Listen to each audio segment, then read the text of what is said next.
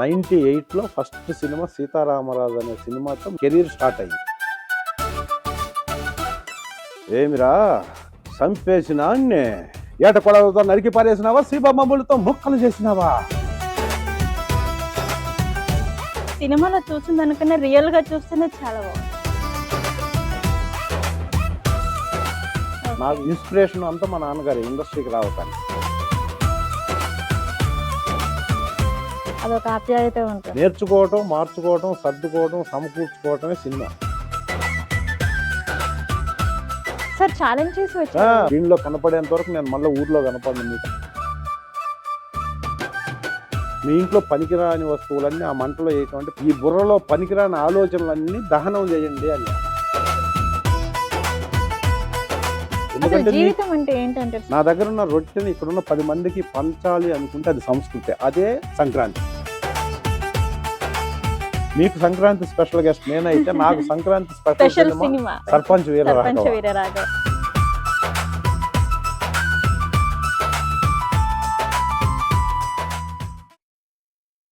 నమస్తే, welcome to CVR news. ముందుగా CVR news ప్రేక్షకులకు సంక్రాంతి శుభాకాంక్షలు. సంక్రాంతి అంటే అందరికీ గుర్తుకు వచ్చేది సంక్రాంతి ముగ్గులు, గొబ్బెమ్మలు, భోగి మంటలు. బట్ ఈరోజు సంక్రాంతి స్పెషల్గా మనతో పాటు ఉన్నారు ఒక స్పెషల్ యాక్టర్. తను విలన్గా చేశారు. అలాగే ఏంటంటే తను విలన్గా చేసేటప్పుడు అందులో కూడా ఒక కామెడీ అనేది ఉంటుంది. ఆ స్టార్ ఈ స్టార్ అని కాకుండా అన్ని స్టార్లతో యాక్ట్ చేసిన ఒకే ఒక యాక్టర్ ఈ రోజు మనతో పాటు ఉన్నారు, దిల్ రమేష్ గారు. ఆయనతో మాట్లాడి సంక్రాంతి స్పెషల్గా కొన్ని విషయాలు అయితే అడిగి తెలుసుకుందాం. సార్ నమస్తే. సార్ నమస్తే అమ్మా. ఎలా ఉన్నారు సార్? చాలా బాగున్నాను. Okay sir, first of all అయితే మీకు భోగి, సంక్రాంతి, కనుమ శుభాకాంక్షలు. Thank you. ఓకే. లోక సమస్త సర్వేజన సుఖినో భవంతు. ఈ సంక్రాంతి సందర్భంగా సివిఆర్ న్యూస్ ఛానల్ యాజమాన్యం నన్ను సంక్రాంతి స్పెషల్ గెస్ట్గా ఇక్కడ పిలిచి ఇక్కడ కూర్చోబెట్టి ఇంటర్వ్యూ చేస్తున్నందుకు సివిఆర్ యాజమాన్యానికి, మీకు, ఇక్కడున్న స్టాఫ్ అందరికీ మనస్ఫూర్తిగా నమస్కారాలు తెలియజేసుకుంటూ మొదలుపెట్టాను. ఓకే సార్, మిమ్మల్ని విలన్ క్యారెక్టర్లో చూసి ఒక్కసారిగా ఈ గెటప్లో చూసేసరికి కొంచెం కొత్తగా అనిపిస్తుంది. ఏంటి స్పెషల్ ఏంటి? ఏం లేదమ్మా, గ్రామసీమలే దేశానికి పట్టుగొమ్మ అన్న గాంధీ మహాత్ముడు ఓకే సిద్ధాంతాన్ని నమ్మి ఎంతోమంది ఎన్నో రకాలైన ప్రయత్నాలు చేసి భారతదేశాన్ని అన్నపూర్ణగా తీర్చిదిద్దారు. దాంట్లో స్పెషల్గా ఆంధ్రదేశాన్ని అన్నపూర్ణ అని అందరికీ తెలుసు. భారతదేశం మొత్తంలో ఏ రాష్ట్రానికి రాని ఒక అద్భుతమైనటువంటి పేరు ఆంధ్ర రాష్ట్రానికి ఉండింది. అఫ్ కోర్స్ ఇప్పుడు తెలంగాణ, ఆంధ్ర 2 రాష్ట్రాల్లో ఉన్న తెలుగు ప్రజలందరికీ సంక్రాంతి చాలా స్పెషల్. సో ఆ సంక్రాంతి స్పెషల్గా కనపడాలని సంక్రాంతి స్పెషల్ ఇంటర్వ్యూ అని పేరు పెట్టారు కాబట్టి స్పెషల్గా సంక్రాంతికి మనం ఎలా ఉండాలి, మన సంస్కృతి సాంప్రదాయాలు ఎలా ఉండాలి అనే ఉద్దేశంతో సంక్రాంతికి ఇలా ఉండేవాళ్ళం. మేము సంక్రాంతి జరుపుకునేటప్పుడు అంటే ఒక 20 years బ్యాక్కి వెళ్తే సంక్రాంతి అనేది అద్భుతమైన పండగ తెలుగు ప్రజలకి.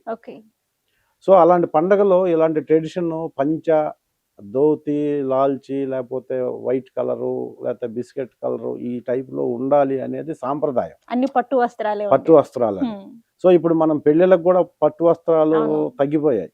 అంటే పెళ్లిళ్ళకి తప్పించి నార్మల్ గా మీరు అన్నట్టు ఇలా ఫెస్టివల్ టైంలో ఎక్కడ వాడట్లేదు.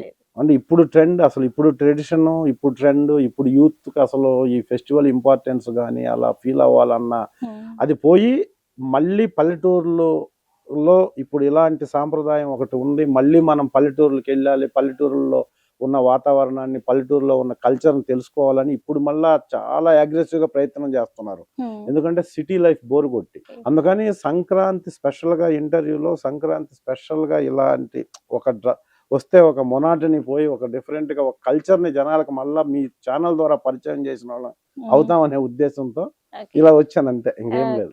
ఓకే సార్, సంక్రాంతి స్పెషల్ గా మనం ఇంకొన్ని విషయాలు మాట్లాడుకున్న ముందు అయితే ఫస్ట్ ఆఫ్ ఆల్ మీ మూవీస్లలో నుంచి ఏదైనా ఒక డైలాగ్ తో స్టార్ట్ చేయాలి అనుకుంటున్నా.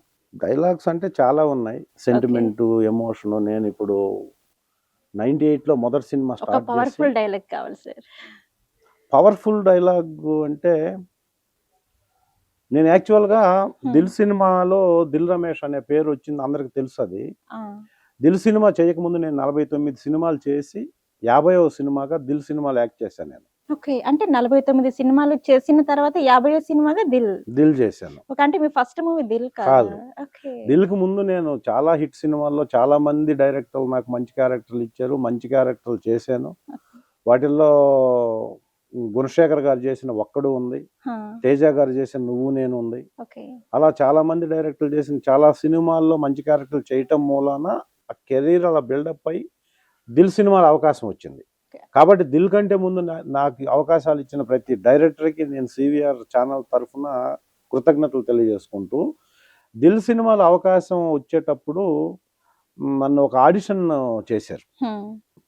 ఆ సినిమాలో ఒక ఆడిషన్ చేస్తే, ఆ ఆడిషన్‌లో నేను చెప్పిన డైలాగ్ నచ్చి హ్మ్. 'దిల్' సినిమాలో నాకు క్యారెక్టర్ ఇచ్చారు వినాయక్ గారు. ఓకే. ఏ డైలాగ్స్ సో, చెప్పారు అక్కడ సార్ అక్కడ? పుల్లారావు గారు అని ఒక కో డైరెక్టర్ పిలిచి ఒక ఆడిషన్ చేయి, చాలా పవర్‌ఫుల్‌గా ఉండాలి. దీంట్లో ఒక అద్భుతమైన క్యారెక్టర్ ఉందని చెప్తే, నేను అప్పటికి నేర్చుకున్న ఒక డైలాగ్‌ని చెప్పాను. సినిమాల్లో అంటే మీరు అడిగినట్టు 'మిర్చి' దగ్గర నుంచి, 'యాత్ర' నుంచి, ఆహ్, 'లక్ష్మీనరసింహ' దగ్గర నుంచి అందరి సినిమాల్లో మంచి మంచి డైలాగ్స్ ఉన్నాయి. కానీ నాకు అసలు అవకాశం 'దిల్‌లో' రావడానికి అవకాశం వచ్చిన డైలాగ్ ఒకటి ఇప్పుడు మీరు చెప్పమంటున్నారు కాబట్టి చెప్తా. ఓకే. కొద్దిగా లెంతీగా ఉంటది అది. Okay sir. పర్వాలేదు. ఆ డైలాగ్ ఏంటంటే, "ఏమిరా సంపేసినాన్నే, ఎట్టా చంపినావురా వాడిని? ఏట కొడవలతో నరికి పారేసినావా? సీబమ్మములతో ముక్కలు చేసినావా? యాడుండాదిరా నీ శవము? జీబులోనా? తెచ్చిన ముందర పడైండరా అని శవం గొంతు కొరికైనా నా కసి తీర్చుకుంటా. ఏమిరా మాట్లాడరు? నీ శవం ముక్కలు ముక్కలైపోనాదా? తీసుకురా నీకి చిన్న ముక్కైనా మిగల్లేదా? రే, అర్ధరేతి నుండి సూర్యుడు ఎప్పుడు వస్తాడా, నా కొడుకులు జీబులు ఎన్నడూ కానొస్తాయా అని దినాము మేడ మీద కూర్చుని ఆశతో ఎదురు చూస్తుండారా? వాడిని చంపి ఆని నెత్తురుతో తడిసిన చేతులతో వస్తారనుకున్న ఒట్టి చేతులతో వచ్చినారేమిరా? ఏయ్, రెండిటికే మీ నాయనలు మిమ్మల్ని నా ఇంటికి కోడళ్ళగా ఎందుకు పంపించినారో తెలుసునా? నా నాయన్ని అసెంబ్లీలో అంగి పట్టినోడిని స్పీకర్ చూస్తుండగానే చెయ్యి నరికిన శబాష్! ఆడబిడ్డలు పోతే సీమలో ఇంత ప్రౌఢం ఉన్న ఇంటికే కోడళ్ళగా పోవాలని మీ నాయనలు మిమ్మల్ని నా ఇంటికి కోడళ్ళగా పంపించినారే. ఈ పొద్దు మీ మొగుళ్ళు, అదే నా కొడుకులు, మేము మగాళ్ళం కాదో రంగగాళ్ళం అని నిరూపించుకున్నారే. ఇంకా ఎందుకు మీ మెడల్లో తాలిబొట్లు తెంచండి. ఏయ్, చెప్పండిరా, మీ చేతుల్లో సేవ చచ్చిపోతే, మీకు మగతనం లేకపోతే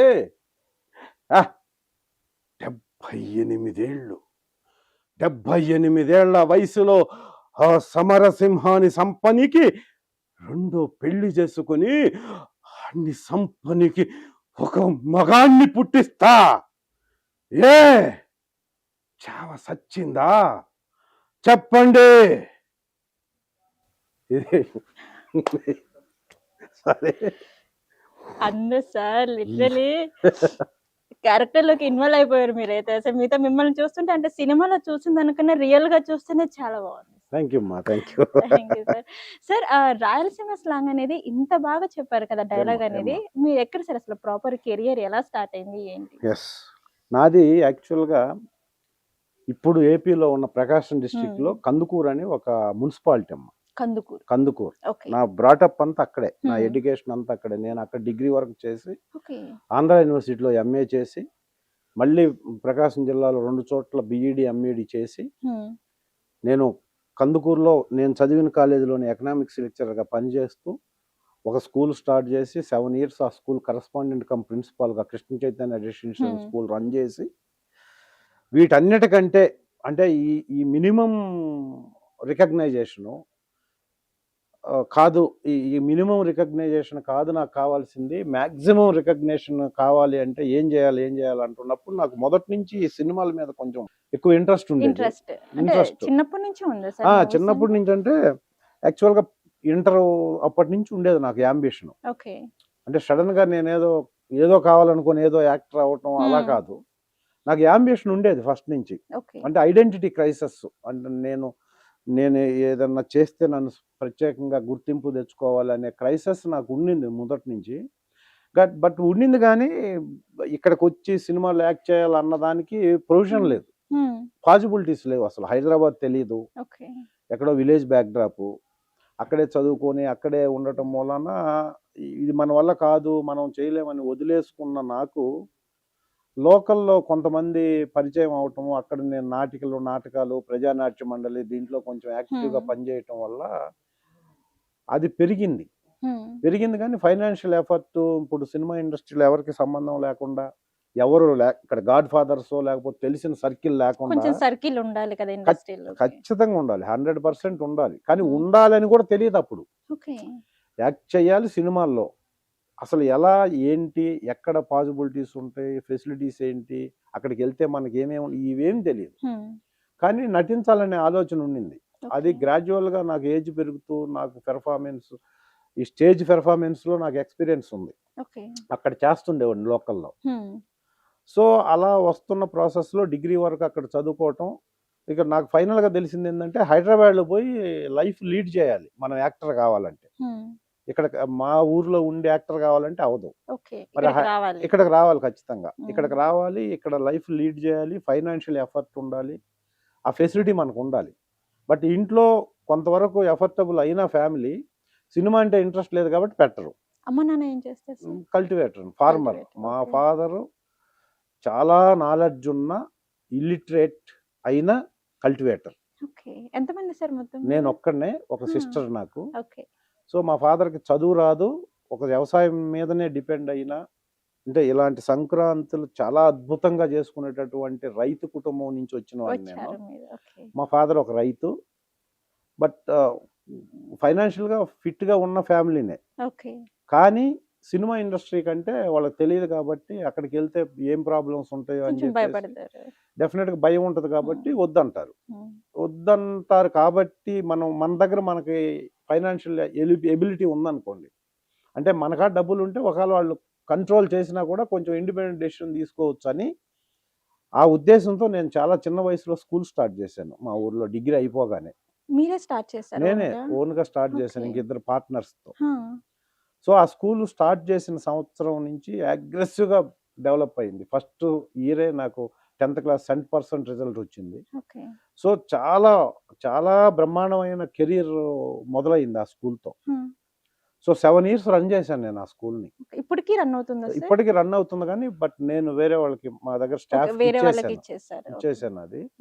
సో ఆ మధ్యలో మళ్ళీ నేను చదివిన కాలేజీలోనే పార్ట్ టైం ఎకనామిక్స్ లెక్చరర్గా పనిచేశాను. సో అక్కడ నాకు చాలా సఫిషియెంట్ ఇన్కము, సఫిషియెంట్ ఎర్నింగు, అద్భుతమైన రికగ్నైజేషను. నేను అక్కడే 91లో నారీ మేధం అని ఒక సీరియల్ యాక్ట్ చేశాను యాజ్ ఎ హీరోగా. ఫస్ట్ సీరియల్ నుంచి తర్వాత సీరియల్ అంటే ఇక్కడ సీరియల్ కాదు, నేను మా ఊర్లో డిష్ యాంటీనాస్ అని ఉండేది అప్పుడు. నేను లోకల్ యాడ్స్ కలెక్ట్ చేసి 13 ఎపిసోడ్స్, ఒక నారీ మేధం అని ఒక ఎపిసోడ్, ఒక స్టోరీ తీసుకొని దాన్ని సీరియల్గా తీసి ఎవ్రీ వీక్ లోకల్ అడ్వర్టైజ్మెంట్స్ చేసి ఆ డిష్లో టెలికాస్ట్ చేసేవాడిని. అలా 13 ఎపిసోడ్లు అయిపోయేకి నాకు ఒక హీరో ఇమేజ్ అక్కడ. ఒక స్కూల్ కరస్పాండెంట్గా ప్లస్ ఎకనామిక్స్ చెప్పేవాడిగా, ఆ ఊర్లో నేను పుట్టి పెరిగింది అక్కడే కాబట్టి వెల్ రికగ్నైజేషన్ ఉండేది. బట్ నాకు అది సరిపోయేది కాదు.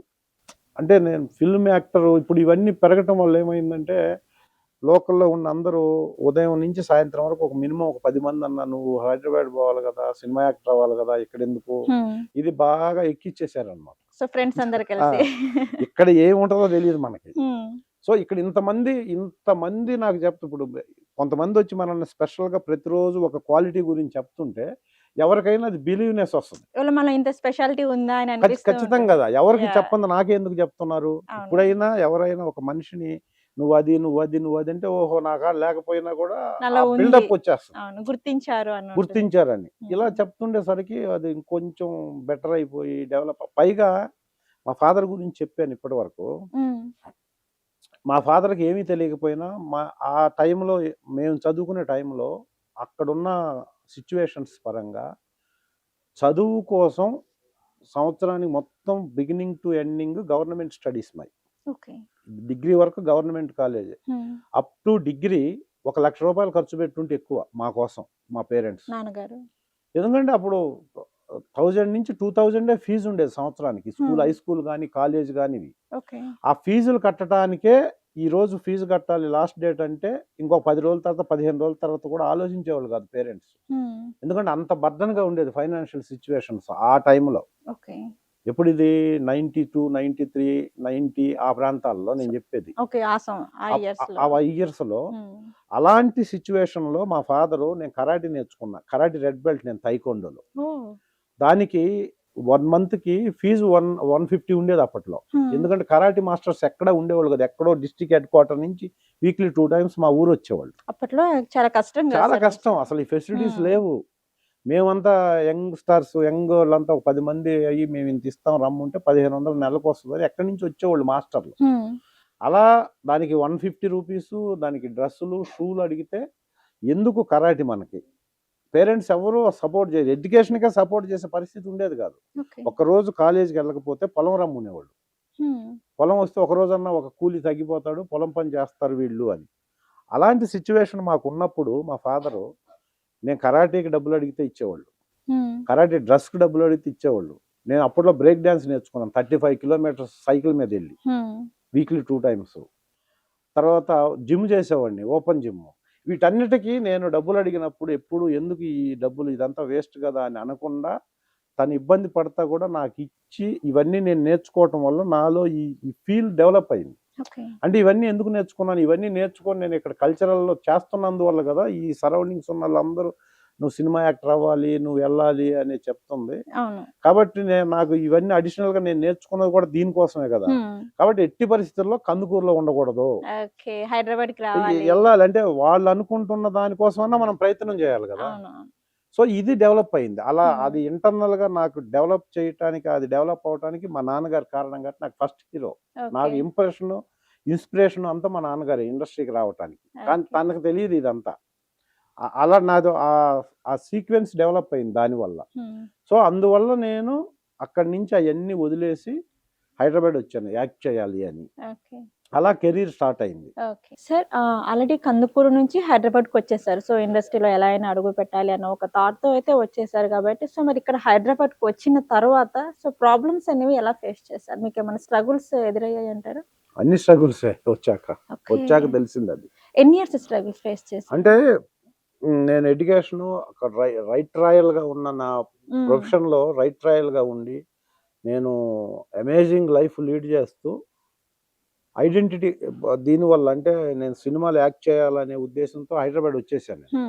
అది వదిలేసి వచ్చాను. నేను చేసింది ఇక్కడ ఒక చిన్నది ఏంటి అంటే టీచింగ్ ఫీల్డ్ అనేది ఒక ప్రొఫెషన్. సో అదేంటంటే చాలా మందికి ఒక రెస్పెక్ట్ ఉంటుంది టీచింగ్ ఫీల్డ్ అనేది కాబట్టి.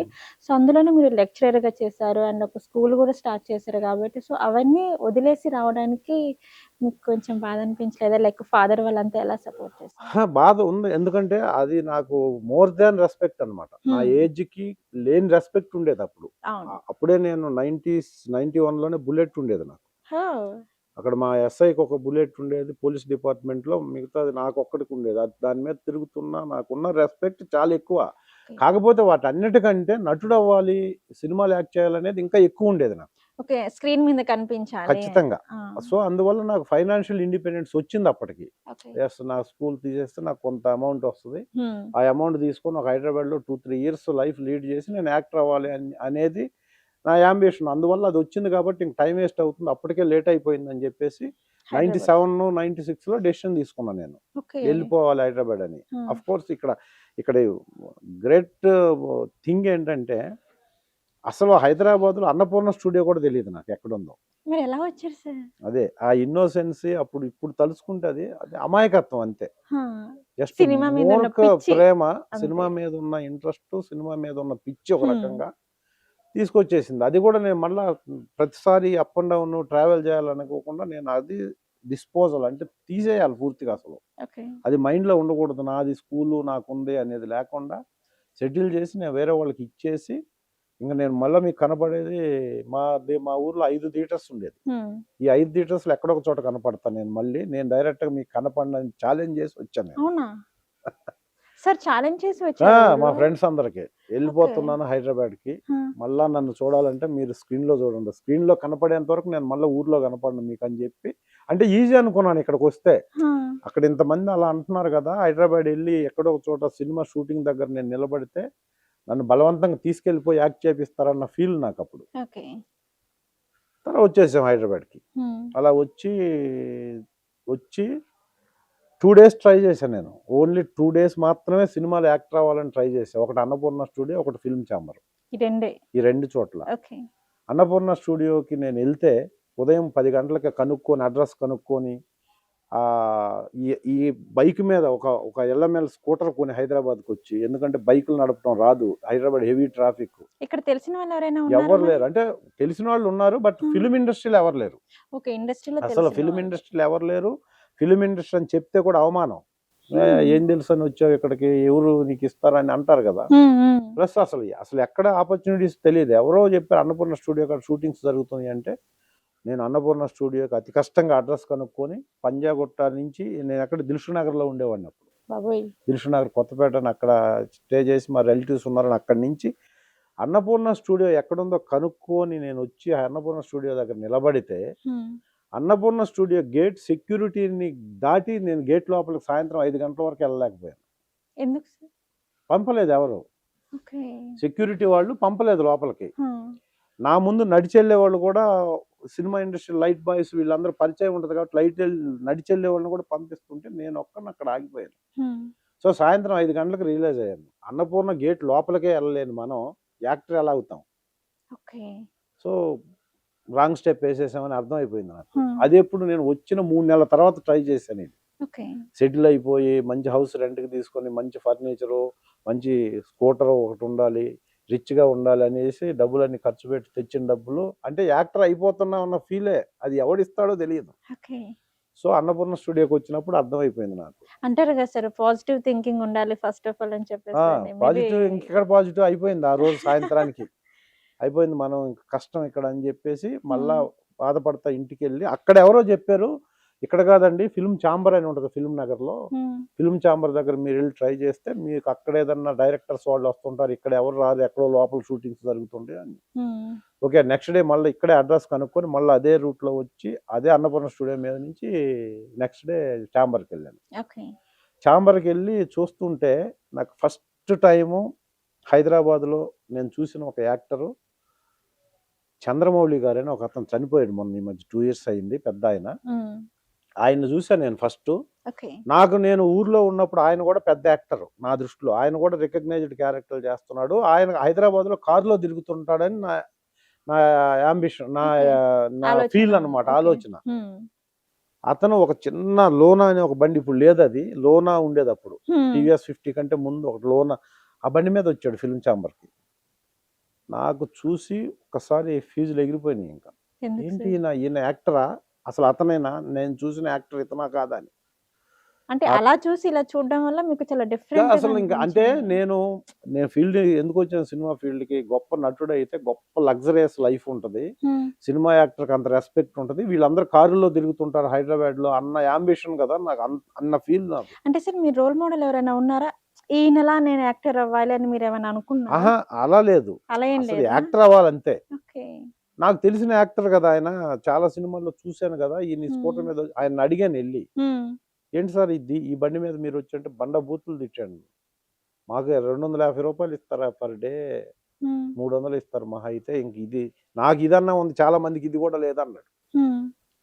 సో అప్పుడు నేను అడిగితే ఆయన నన్ను తిట్టిన తర్వాత కూడా కూల్ అయ్యి, ఏంటి నువ్వేంటంటే, నేను ఇది సార్ అంటే, ఆయన చెప్పిన ఫస్ట్ మాట ఏంటంటే, ఇమ్మీడియట్గా నువ్వు ఊరు వెళ్ళిపో, ఇది చాలా కష్టమైన ఫీల్డ్, చాలా రాంగ్ స్టెప్ వేసావు నువ్వు, ఇక్కడ ఎదగటం అనేది ఇంపాసిబుల్, నీ వల్ల అసలు ఎవరి వల్ల కాదు ఇది, మేము కూడా ఏదో అనుకొని వచ్చి ఫ్యామిలీని లీడ్ చేయడం కష్టం ఉందని, సినిమాలో ఉన్న సినిమా లైఫ్ అంటారే, కృష్ణానగరే మామ కృష్ణానగరే, అది మొత్తం చూపించాడు అక్కడ ఆయన, జెన్యున్ గా చెప్పాడు నాకు, మీరు బాగుపడాలంటే ఇప్పుడైనా వెళ్ళి ఏదైనా చేసుకోండి, ఇది చాలా డేంజర్, చాలా కష్టం, ఇక్కడ మీరు ఇంత చదువుకొని ఇక్కడ చాలా మందికి ఏ క్వాలిఫికేషన్ లేని వాళ్ళకి మీరు కాళ్ళు మొక్కాలి, అయినా కూడా వస్తుందని చాలా ఇదిగా చెప్పేసారు నాకు.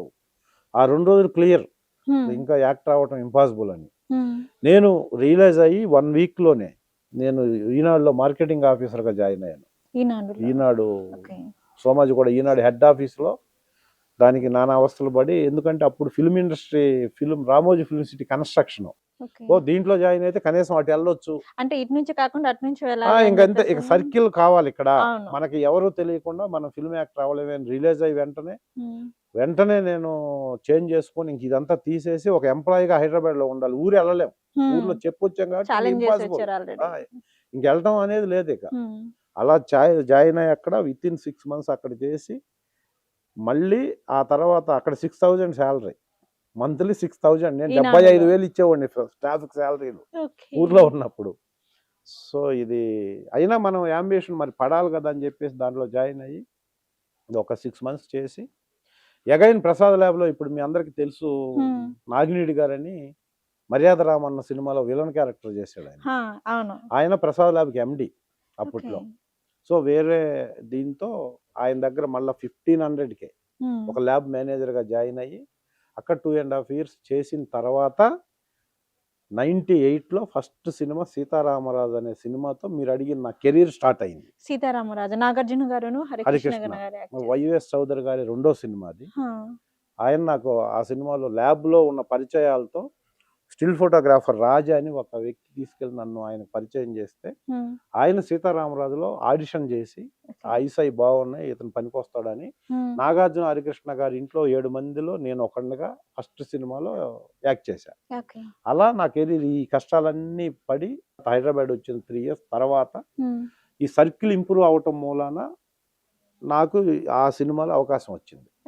సో అక్కడి నుంచి ఇప్పటి వరకు 266వ సినిమాలో యాక్ట్ చేయబోతున్నాను. ఈ ఫిబ్రవరిలో స్టార్ట్ అవుతుంది. జస్ట్ మొన్న 25th ఓపెన్ అయింది. సర్పంచ్ వీర రాఘవ సినిమా పేరు. కాదు, ఆ సినిమా గురించి కొంచెం చెప్పాలి మీకు. ఇప్పుడు 266వ సినిమాగా ఆ సినిమా నేను చేస్తున్నాను. ఓపెన్ అయింది. అది హైందవి A1 మీడియా అనే బ్యానర్ లో మొదటి సినిమా. హైందవి అనే బ్యానర్ లో అది యానంలో స్టార్ట్ అయింది. దానికి డైరెక్టరు, ప్రొడ్యూసరు, కథ రాస్తున్న వ్యక్తి ఒకతనే. సినిమా ఇండస్ట్రీ గురించి తెలియదు తనకి. ఫస్ట్ టైం సినిమా చేస్తున్నాడు ప్రొడ్యూసర్ గా. తనే డైరెక్టర్, తనే రైటర్ కూడా కథకి. తనే వాస్తవంగా అక్కడ జరిగిన ఇన్సిడెంట్లని కథగా మార్చి చేస్తున్నాడు. దాంట్లో నా మీద చాలా నమ్మకంతో, అంటే అది చాలా పెద్ద హెవీ క్యారెక్టరు. ఆ హెవీ క్యారెక్టర్ నన్ను నమ్మి 1 and only ఆ క్యారెక్టర్ మీరు చేస్తేనే ఈ కథ అన్నాడు. అంటే నేను చాలా గ్రేట్గా ఫీల్ అయ్యేది ఏంటంటే 26 సంవత్సరాలు అయిపోయింది నా కెరీరు. 265 సినిమాలు అయిపోయిన తర్వాత ఏ యాక్టర్కి ఇంత లాంగ్లివిటీ ఉండదు, జనరల్గా తక్కువ మందికి ఉంటుంది. సో ఇప్పుడు నన్ను మళ్ళీ ఫ్రెష్గా కొత్తగా నన్ను మెయిన్ లీడ్లో చూపించాలి అని సర్పంచ్ వీరరాఘవ టైటిల్ లీడే నేను చేస్తున్నా. మెయిన్ క్యారెక్టర్ అది. ఆ సినిమా ఆ క్యారెక్టర్ మీదనే సినిమా డిపెండ్ అయి ఉంటుంది. సో అలాంటి క్యారెక్టర్కి నన్ను ముందు అనుకొని నేనే ఆ క్యారెక్టర్ చేయాలనుకుని కథ రాయటం స్టార్ట్ చేశాను. అది నేను ప్రౌడ్గా ఫీల్ అవుతూ ఈ సందర్భంగా మా ఆరు స్వామి, ఆయన పేరు ఆరు స్వామి గారికి సివిఆర్ న్యూస్ ఛానల్ తరఫున నేను కృతజ్ఞతలు తెలియజేసుకుంటూ, ఆ సినిమాలో నాకు అవకాశం ఇచ్చి నన్ను పిలిచి ఓపెన్ చేశారు వాళ్ళ ఎమ్మెల్యే చీఫ్. ఇప్పుడు ఆయన ద్వారా అక్కడ ఓపెన్ అయింది సినిమా. అలాంటి క్యారెక్టర్లో నన్ను చూపించాలని చాలా మంది అనుకుంటున్నా కూడా పాసిబిలిటీస్ రాలేదు ఇంతవరకు. చాలా మంది ఇక్కడ డైరెక్టర్లు కూడా నన్ను మెయిన్ లీడ్లో పెట్టి సినిమా చేయాలనే వాళ్ళు ఉన్నారు చాలా మంది. బట్ ఆయన అనుకొని ఆయన ఆ సినిమాని ఓపెన్ చేసి అంత మంచి క్యారెక్టర్, అంత మంచి కథలో మెయిన్ లీడ్ నాకు ఇచ్చారు. ఫస్ట్ ఆయన కృతజ్ఞతలు తెలియజేసుకుంటూ, ఆ సినిమా ఫాదరు డాటర్ మధ్య ఉంటుంది కథ. Versatile story. అసలు క్లైమాక్స్ అయితే ఇంతవరకు ఏ సినిమాలో, తెలుగు సినిమాలో ఇంతవరకు రాని ఒక అద్భుతమైన క్లైమాక్స్, అద్భుతమైన స్టోరీలో నాకు డాటర్ క్యారెక్టర్ అపరాంజిత అని ఇప్పుడు ఎంపీలో ఉంటుంది. తను ఎంపీ అమ్మాయి, తెలుగు అద్భుతంగా వచ్చి భగవద్గీత శ్లోకాలు అన్ని అనర్గళంగా పాడగలిగినటువంటి ఒక అమ్మాయిని నాకు డాటర్ క్యారెక్టర్గా సెలెక్ట్ చేశారు. తను మల్టీ టాలెంటెడ్. సో ఆ సినిమాలో కూడా భగవద్గీత మీద ఉంటుంది కొంచెం. ఆ కథకి యాప్ట్ అని చెప్పి తనే హీరోయిన్ సినిమాలో. ఆ 2 క్యారెక్టర్లు సెలెక్ట్ చేసి ఈ 2 క్యారెక్టర్లు ముందు అనుకొని కథ రాయటం స్టార్ట్ చేసి కథ కంప్లీట్ చేశారు. అద్భుతమైన కథతో సర్పంచ్ వీరరాఘవ అనేది ఫిబ్రవరిలో స్టార్ట్ అయ్యి దాదాపు ఆగస్టు కంటే ముందు రిలీజ్ చేయడానికి ప్లాన్ చేస్తున్నారు. అలాంటి అద్భుతమైన క్యారెక్టర్లో నన్ను చాలామంది డైరెక్టర్లు అనుకుంటున్నారు. వాళ్ళందరికీ కృతజ్ఞతలు తెలియజేస్తూ మా ఆరు స్వామి గారు నన్ను పెట్టి ఆ సినిమా తీయటానికి ముందుకు వచ్చినందుకు ఆయనకు ధన్యవాదాలు తెలియజేసుకుంటూ 266వ సినిమా, ఆ సినిమాని మీకు ఈ సందర్భంగా మీ ముందు నేను చాలా హ్యాపీగా ఈ సంక్రాంతి సందర్భంగా మీకు సంక్రాంతి స్పెషల్ గెస్ట్ నేనైతే నాకు Sankranti special cinema sarpanch Veeraraghava. Okay, okay sir.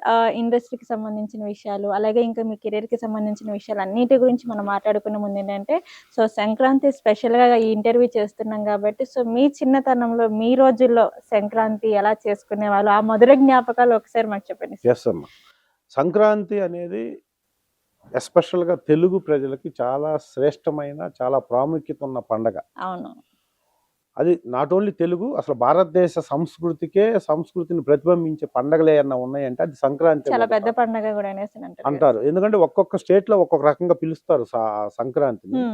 ఎందుకు ప్రతి చోట పంటలు చేతికొచ్చి, పంటలు ఇంటికి వచ్చి, ఆ పంటను అమ్మేసిన తర్వాత వచ్చిన డబ్బుతో జరుపుకునే పండగ వ్యవసాయదారులకి ఇది. అంటే ఒకప్పుడు సంక్రాంతి, అదే మెయిన్ సంక్రాంతి అంటే ఆ క్రాంతి, ఆ వెలుగు పల్లెల్లో ఎందుకు ఉండేదంటే వాళ్ళు పండించిన పంటలన్నీ అమ్మిన తర్వాత డబ్బులు వచ్చి పుష్కలంగా ఆనందంగా రైతులు చేసుకునే పండగ సంక్రాంతి. గ్రామాల్లోనే ఉండేది ఈ పండగ ఎక్కువ. ఇలాంటి హైదరాబాద్ సిటీ అన్ని ఖాళీ అయిపోయి అక్కడ జరుపుకునే పండగ ఇది. రైతులకు మాత్రం ఎస్పెషల్గా సంక్రాంతి పెద్ద పండగ. దీనికి ప్రతి ఈవెంట్ అంటే మేము సంక్రాంతి అద్భుతంగా జరుపుకునే రోజుల్లో ఎప్పుడంటే అప్పుడు షాపింగ్ ఉండేది కాదు. ఎప్పుడంటే అప్పుడు చికెన్లు ప్రతిరోజు చికెన్ మటన్ ఇప్పట్లాగా లేదు అప్పుడు ట్రెడిషన్. అప్పుడు ఈ జనరేషన్కి తెలియాల్సింది ఏంటంటే పల్లెటూరుల్లో మటన్ చికెన్ తినాలంటే పండగే రావాలి అప్పుడు.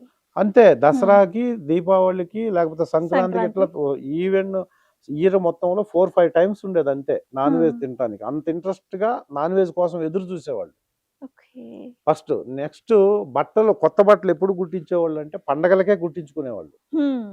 మీరు ఇప్పుడు చెప్తే నమ్మరు, 1 వీక్ ముందు నుంచి టైలర్కి బట్టలు ఇచ్చి, రెడీమేడ్ లేదు అప్పుడు, ఎవరైనా బట్టలు కుట్టి చేసుకోవాల్సిందే. 10 days 15 days ముందు ఇచ్చి 1 వీక్ నుంచి ప్రతిరోజు వాడు మీ బట్టలు అంటున్నా కూడా పోయి టైలర్ దగ్గర వెళ్ళి నా బట్టలు అవి ఎప్పుడు కుడతారని అడిగి వచ్చేవాళ్ళం అన్నమాట. అంటే పెద్దలు చిన్నోళ్ళు పెద్దోళ్ళకి అదొక, అంటే అవి కుట్టించి వేసుకుంటేనే మాకు సంక్రాంతి.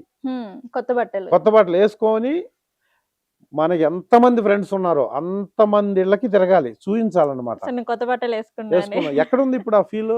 నువ్వు 1,00,000 రూపాయలు పెట్టి షాపింగ్ చేసినా కూడా ఇంట్లో పోయి వేసుకుంటే పక్కనోడికి తెలియదు, లేదు ఆ ఫీల్. అంత ఇంట్లోనే ఉండిపోతుంది పండగ అంటే. ఇప్పుడు అప్పుడు అసలు ప్రతి స్టెప్, ఇప్పుడు మీరు అడిగారు కాబట్టి అవన్నీ గుర్తొస్తే, భోగి మంట వేయడం కోసం చిల్ల చెట్లు అని ఉంటాయి, పనికిరాని చెట్లు అన్నమాట, పిచ్చి చెట్లు అని ఓపెన్ ప్లేస్ లో పెరుగుతుంటాయి. అలాంటి వాటిని కొట్టి ఎవరి ఇంటి దగ్గర ఎక్కువ మంట వస్తుంది, ఎక్కువసేపు వస్తుంది, ఎక్కువసేపు వెలుగు, ఎక్కువసేపు మంట ఎవరింటి దగ్గర ఉంటది అనేది కాంపిటీషన్ అనమాట. అందులో కూడా ముగ్గులు వేయటంలో పోటీ, ఎడ్ల బండ్లని రెడీ చేయటంలో పోటీ, వాటికి మేకప్, మనం ఇప్పుడు మేకప్ వేసుకుంటున్నాం కదా, పశువులకి మేకప్ చేసేది అప్పుడు అన్ని అలంకరించి. కనుమదే సంక్రాంతి, భోగి, సంక్రాంతి, కనుమ. భోగి అంటే ఈ చల్లనైనటువంటి ఈ ప్రదేశంలో నీకున్న ఈర్ష, ద్వేషం, పగ, ప్రతీకారం, కక్ష, కార్పణ్యం, స్వార్థం ఇలాంటివన్నీ ఆ మంటలో వేసి తగలెట్టండి. మీ ఇంట్లో పనికిరాని వస్తువులు ఏమన్నా ఉంటే పనికిరాని వస్తువులన్నీ ఆ మంటలో వేయటం. అంటే పనికిరాని వస్తువులు వేయటం కాదు, ఈ బుర్రలో పనికిరాని ఆలోచనలన్నీ దహనం చేయండి అని. అవేంటంటే ఈర్ష, ద్వేషం, పగ, ప్రతీకారం, కక్ష, కార్పణ్యం, స్వార్థం. ఈ పక్క వాళ్ళని నాశనం చేస్తాను అనుకుంటూ నిన్ను నువ్వు నాశనం చేసేటటువంటి 7 సప్త అవలక్షణాలు ఉంటాయి. వాటన్నిటిని ఆ మంటలో వేసి తగలెట్టి మళ్ళా రేపటి నుంచి నిస్వార్థంగా సమాజం కోసం ఉపయోగపడుతూ నువ్వు బ్రతుకు, వ్యవసాయం చేస్తూ వేరే వాళ్ళకి అన్నం పెడుతూ అనే దానికి తార్కాణం భోగి మంట. అది ఇప్పుడు పెద్దగా తెలియదు అందరికి. చలి ఉంది కాబట్టి మంట వేసి దాంట్లో చలి కాసుకోవటం కోసమే వచ్చింది ఇది అనుకుంటున్నారు. కానీ అలాంటి భోగి తర్వాత సంక్రాంతి అంటే గొబ్బెమ్మలు, ముగ్గులు, ఇల్లు మట్టితో అలకటం, అవును. పేడ అంటే ఆవు పేడ, పశువుల పేడ తెచ్చి వాటిని కలప కలిపి చల్లడం. అలిగి ఉమ్. గోడలన్నీ అలకటం ఏంటంటే ఆ పండగ ద్వారా మళ్ళీ సంవత్సరం వరకు ఈ బ్యాక్టీరియాలు కానీ ఎలాంటి అనారోగ్యాలు రాకుండా వీటిల్లో యాంటీ ఆక్సిడెంట్లు ఉంటాయి ఈ పేడలో. ఉమ్. అందుకని పేడతో అలికి ముగ్గులు పెట్టి గొబ్బెమ్మలు పెట్టి ఇదంతా ట్రెడిషన్. మనం అంటే పల్లెల్లో ఉన్న ఇళ్లలో ఉన్న మనుషులు ఆ చుట్టుపక్కల ఉన్న వాళ్ళందరూ ఆరోగ్యంగా ఉండాలని సంక్రాంతి అనేది ఎస్పెషల్గా ఈ ట్రెడిషన్. ఓకే. అప్పుడు మళ్ళీ పిండి వంటలు, సంక్రాంతికి పూజలు అవన్నీ చేసేవాళ్ళు ఆ రోజు. ఉమ్. నెక్స్ట్ కనుమ, మూడో రోజు. కనుమ అంటే అది పశువుల పండగ. పశువులు ఆ పశువుల్ని ఊరేగించడం, పశువులతో పందాలు పెట్టడం, వాటిని పశువులు అలంకరించడం. అలంకరించడం, ఉమ్. వాటికి మళ్ళీ ప్రైజులు ఇవ్వటం, వాటికి రంగురంగులు కలర్స్ వేసేసి వాటిని అప్పుడు వ్యవసాయం చేసే ప్రతి ఫ్యామిలీలో ఒక బండి ఉండేది. ఉమ్. ఎడ్ల బండి ఎడ్ల అంటారు బండి దాన్ని. ఉండేదా? ఆ బండిని అలంకరించడం, అక్కడ లోకల్లో ఉన్న టెంపుల్స్ చుట్టూ తీసుకెళ్లి ఒక 3-4 నెలల నుంచి పని చేయించకుండా వాటికి ఫుడ్గా పౌష్టికాహారం పెట్టి బలిష్టంగా చేసేవాళ్ళు. ఉమ్. ఎందుకంటే అక్కడ తిరిగేటప్పుడు పలాని వాళ్ళ ఎడ్లు, పలాని సర్నేమ్ తానికొండ రమేష్ వాళ్ళ ఎడ్లు అద్భుతంగా ఉన్నాయి, బ్రహ్మాండంగా ఉన్నాయి. అసలు వాటి ముందు ఒక్క మాట అనిపించుకోవడం కోసం ఎడ్లని తీసుకెళ్ళారు. కనుమ రోజు వాటిని చాలా 3 నెలల ముందు నుంచి వాటికి ఏమి బర్డన్స్ పెట్టకుండా వాటిని పెంచి వాటిని పూజించేవాళ్ళు దేవతల్లాగా అవును. పశువుల్ని. ఇప్పుడు పల్లెటూరులో లేవు, పశువులు లేవు, అన్నీ లేవనుకోండి ఇప్పుడు. ఓకే. అలా కనుమ చేసేవాళ్ళు. హా. అందుకని ఈ 3 రోజులు ఆ పల్లెల్లో ఒక అద్భుతమైన వాతావరణం, ఇళ్ళకి రంగులు వేసేసి అంత అద్భుతంగా పల్లెటూరులు ఉండేది మా టైంలో. మధ్యలో వెళ్ళిపోయింది, కానీ ఇప్పుడు మళ్ళీ వచ్చింది ఈ ట్రెడిషన్లో. మళ్ళా పల్లెటూరులు అన్నీ రంగరంగ వైభవంగా ఇప్పుడు ఎమ్మెల్యేలు, మంత్రులు అందరూ పల్లెటూరులో ఈ ఈవెంట్స్ గెస్ట్లుగా వెళ్ళటం, అవును. మళ్ళా ముగ్గులు పోటీలు, డ్యాన్సులు. కాకపోతే డీజేలు పెడుతున్నారు ఇప్పుడు. అవును. డీజేలు కాకుండా అప్పుడు ట్రెడిషనల్గా ఉండేది. బట్ ఎనీహౌ అసలు పల్లెటూరులకు మళ్ళీ వెళ్తున్నాం, పల్లెటూరులో మనం ఉండాలన్న యాంబిషన్ డెవలప్ అయింది జనాల్లో. అంటే సార్ కొన్ని పండుగలు వచ్చేసి మనకి సిటీలో సెలబ్రేషన్ చేసుకుంటారులే కానీ బట్ దసరా అండ్ సంక్రాంతి ఈ 2 పండుగలు వచ్చాయంటే ఖచ్చితంగా సిటీలో ఉన్న ప్రతి ఒక్కరూ పల్లెటూర్లకు వెళ్ళిపోతారు కదా సార్. అవును. ఎందుకంట ఈ పండుగలు పల్లెటూర్లో అంత ప్రత్యేకత ఉంది అంటారు? అదే అంటే ఎప్పుడు వెళ్ళాలని ఉంటుంది, ఎప్పుడు వెళ్ళటానికి కుదరదు. కానీ ఇక్కడ ఎక్కువగా ఉన్న ఈ ఫెస్టివల్ ఇక్కడ బిజినెస్ పీపుల్ కానీ ఎంప్లాయీస్కి ఉమ్. కానీ పర్టికులర్గా పిల్లలకి హాలిడేస్ వచ్చి వాళ్ళు ఇక్కడ సిటీలో ఉండకుండా వెళ్ళేదానికి స్కోప్ ఈ 2 పండగలకే వస్తుంది. మిగతా ఎప్పుడు 1 డే 2 డేస్ సెలవులు వస్తాయి కాబట్టి అవును. బిజినెస్ పీపుల్ అయినా ఎంప్లాయీస్ అయినా వీళ్ళంతా సిటీలో ఉన్నోళ్ళు వెళ్ళటానికి అవ్వదు. ఉమ్. ఇప్పుడు ఎస్పెషల్గా హాలిడేస్ కాబట్టి అని కాదు, ఇప్పుడు మళ్ళీ మొనోటని ఫీల్ అవుతున్నారు. అంటే Hmm. సిటీ లైఫ్ చాలా బోరింగ్గా ఉందని, చాలా జనరల్ అయిపోయిందని, అవును సార్. మొనాటనీగా ఫీల్ అయ్యేవాళ్ళు అక్కడికి వెళ్తే వేరు. ఇప్పుడు పల్లెటూరులో వెళ్తే వేరు. మామ అనేవాళ్ళు, అల్లుడు అనేవాళ్ళు, బావ అనేవాళ్ళు అక్కడే ఉంటారు. అదొక ఆప్యాయత ఉంటుంది. ఉంటుంది ఖచ్చితంగా. అవును. ఇప్పుడు జనరేషను అంటే 55-60 వచ్చిన వాళ్ళంతా రిటైర్డ్ లైఫ్ మళ్ళీ విలేజెస్లో వెళ్ళి గడపాలి అనుకునే వాళ్ళు చాలా ఎక్కువయ్యారు ఇప్పుడు. అవును సార్. సో అందువల్ల మళ్ళీ పల్లెటూర్లకి ఇప్పుడు వెళ్తున్నారు అగ్రెసివ్గా. ఉమ్. మళ్ళీ పల్లెటూరుల్లో ప్రతి వాళ్ళు ఇప్పుడు నేను ఇక్కడ పుట్టాను, ఇక్కడ పెరిగాను, ఇక్కడ నా లైఫ్ లీడ్ చేశాను కాబట్టి నాకు ఇక్కడ ఒక ఇల్లు ఉండాలి, అంటే రిటైర్డ్ లైఫ్ నేను వచ్చి ఇక్కడ ఈ నా చైల్డ్హుడ్ ఫ్రెండ్స్తో నేను ఎంజాయ్ చేయాలనే కాన్సెప్ట్ ఇప్పుడు పెరిగి ఉమ్. ఇక్కడున్న సోషల్ లైఫ్ ఏమైంది ఇప్పుడు, సామాజికంగా మనందరం ఒక చోట ఉన్నామని ఓల్డ్ ఏజ్ హోమ్స్ పెరిగిపోతున్నాయి. చాలా. రిచ్ పీపుల్ కూడా ఓల్డ్ ఏజ్ హోమ్లో ఉంటున్నారు ఇప్పుడు. ఉమ్. ఎందుకంటే ఇంతకు ముందులాగా పిల్లలు పేరెంట్స్ కలిసి ఉండే పరిస్థితి లేదు. మైక్రో ఫ్యామిలీస్ అయిపోయినా పిల్లలు వేరే చోట ఉంటున్నారు, పేరెంట్స్ వేరే చోట ఉంటున్నారు. ఉమ్. 60-65+ తర్వాత డెఫినెట్గా డిపెండెంటే, డెఫినెట్లీ. ఏజ్డ్ వాళ్ళు వీళ్ళందరూ కలిసి ఇప్పుడు ఒక ఓల్డ్ ఏజ్ హోమ్కి పోయి ఉంటున్నారు. ఉమ్. మా పిల్లలు లేరని పెయిడ్ ఓల్డ్ ఏజ్ హోమ్స్. అవును. ఇదే ఈ ఓల్డ్ ఏజ్ హోమ్ కల్చరే గ్రామాల్లో కూడా వస్తుంది ఇప్పుడు. అక్కడే Hmm. పోయి ఉందాం, చైల్డ్హుడ్ ఫ్రెండ్స్ ఉంటారు అక్కడ, ఇంకా మనకు పొలాలు ఉన్నాయి, లేకపోతే పొలాలు కొని డెవలప్ చేద్దాం. ఇక్కడ ఉండడం కన్నా అక్కడ ఉంటే బెస్ట్ కదా ఇంకా. అక్కడ ఉంటే నాకు ఏదన్నా ప్రాబ్లం వచ్చిందంటే 10 మంది వస్తారు, వెళ్దాం రా హాస్పిటల్ కానీ. ఉమ్. పల్లెటూరు మెయిన్ విలేజ్ క్లైమేట్లో ఉండేది అదే. ఉమ్. కోఆపరేషన్ ఉంటుంది, సహకారం. పక్కనోళ్ళు పిలిస్తే సిటీలో పక్కనోడిని పిలవాలన్న థాట్ మనకు ఉండదు, పిలిచినా వచ్చే టైం ఆడికి ఉండదు. ఓకే. సో అందుకని పల్లెటూర్లకి ఇప్పుడు జనాలు పల్లెటూర్లకి అట్రాక్షన్, లేకపోతే విలేజ్ క్లైమేట్ నాకు కావాలి, ఇన్ని రోజులు సిటీలో ఉన్నాం కదా అనే మొనాటని. ఇప్పుడు 50+ వాళ్ళందరూ సిటీ నుంచి పల్లెటూరు వైపు బాగా ఆకర్షితులు అవుతున్నారు. ఇది మంచి సిచ్యువేషన్ కూడా ఇప్పుడు ఓకే. వెళ్ళటం. ఓకే సార్, సిటీ పల్లెటూరు గురించి చెప్పారు కాబట్టి ఒక్క మాటలో చెప్పాలి అంటే సిటీ గురించి పల్లెటూరు గురించి ఏం చెప్తారు మీరు? సిటీ బాగుండే జీవితం, ఉమ్. గ్రామం అద్భుతంగా ఉండే జీవితం. అంతే అంటారా? అంతే. Okay sir. ఇంకొన్ని సంక్రాంతి ముచ్చట్ల కన్నా మీ వైఫ్ మ్యారీడ్ మా లైఫ్ ఎలా ఉంది? ఏంటి? దానికి సంబంధించి చెప్పండి. లవ్ మ్యారేజా సార్? అరేంజ్డ్ లేదమ్మా, మ్యారేజా? అరేంజ్డ్ మ్యారేజే. ఎందుకు బట్ సార్ లవ్ చేయాలనుకోలేదా? మా టైంలో లవ్‌లు అయన్నీ లేవు. అంటే ఎవరిని కూడా క్రష్ గాని ఇలా ఎవరు లేరా సార్? ఆ టైంలో అసలు మాకున్న ఫీజిబిలిటీస్ ఎలా ఉండేదంటే, చదువుకోవాలి, ఖాళీ ఉంటే పొలం పని జేయాలి. అసలు ఇప్పుడున్నంత అవైలబిలిటీస్ కూడా లేవు. ఓకే. అమ్మాయిలు చాలా రిజర్వ్డ్‌గా ఉండేవాళ్ళు. హ్మ్. వాళ్ళ పనేదో వాళ్ళు జేసుకొని ఎళ్ళేవాళ్ళు. లిమిటెడ్ మ మాకు ఒక చిన్న టౌన్ అంటే నేను ఉదయం ఎళ్లి నన్ను గంట గంటకి మా వోళ్ళు కనుక్కోవాలంటే గంట గంటకి సెల్ ఫోన్‌లు లేకపోయినా నేనెక్కడున్నానో తెలుస్తుండేది. అవునా? అంత కమ్యూనికేషన్ ఉండేది. ఓకే. సో, అమ్మాయిలు చాలా రిజిడ్‌గా అసలు అమ్మాయిలకి చాలా రిస్ట్రిక్షన్స్ ఉండేదప్పుడు. ఆ!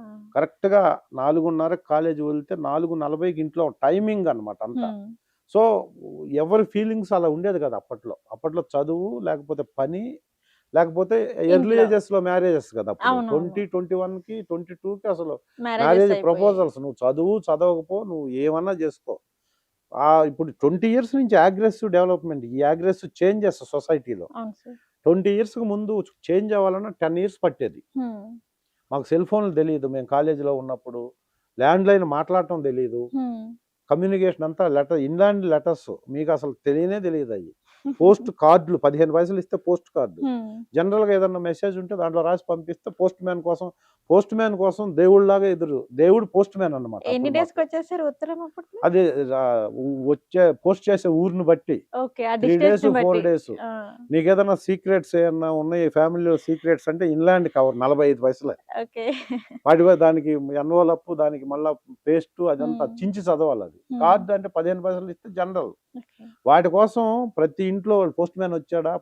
ఇప్పుడు దేవుడొచ్చాడా మా ఇంటికని కూడా అడగరు ఇప్పుడెవరు. హ్మ్. అప్పుడు పోస్ట్ మ్యాన్ మీద అంత డిపెండ్ అయ్యేది. అలాంటి హ్మ్. సిట్యుయేషన్స్ చూసాం మేము. ఓకే. మళ్ళీ ఇప్పుడు ఇవి చూస్తున్నాం. అందుకనే 70స్, 75, 80స్‌లో పుట్టిన వాళ్ళు అదృష్టవంతులని వస్తుంటాయి యూట్యూబుల్లో. అవును సార్. నిజంగా చాలా మంది అంటారు. మీరు చాలా అదృష్టవంతులు అని చెప్పేసని. అప్పుడు సిట్యుయేషన్ మట్టి రోడ్లే లేవు. మట్టి మీద నడవటం, మట్టిలో పడుకోవటం ఇవన్నీ చూసినోళ్ళం మేము. ఎలా అనిపిస్తుంది 25 సార్ పైసలకు మీకు? సినిమా చూసిన ఇదన్నమాట. అంటే 25 పైస్. ఆ రోజులు బాగున్నాయి అనుకుంటున్నారా ఈ రోజులు? డెఫినిట్‌గా ఆ రోజు. ఇప్పుడు వచ్చే రోజుల కంటే పోయిన రోజులే మంచిగుంటాయి అందరికి. అవును. అది జనరల్‌గా అందరూ చెప్పేదే. కాతే అప్పుడు మనీ లేదు. మనీ లేకపోయినా కూడా హ్యాపీయెస్ట్ మూమెంట్స్. హ్మ్.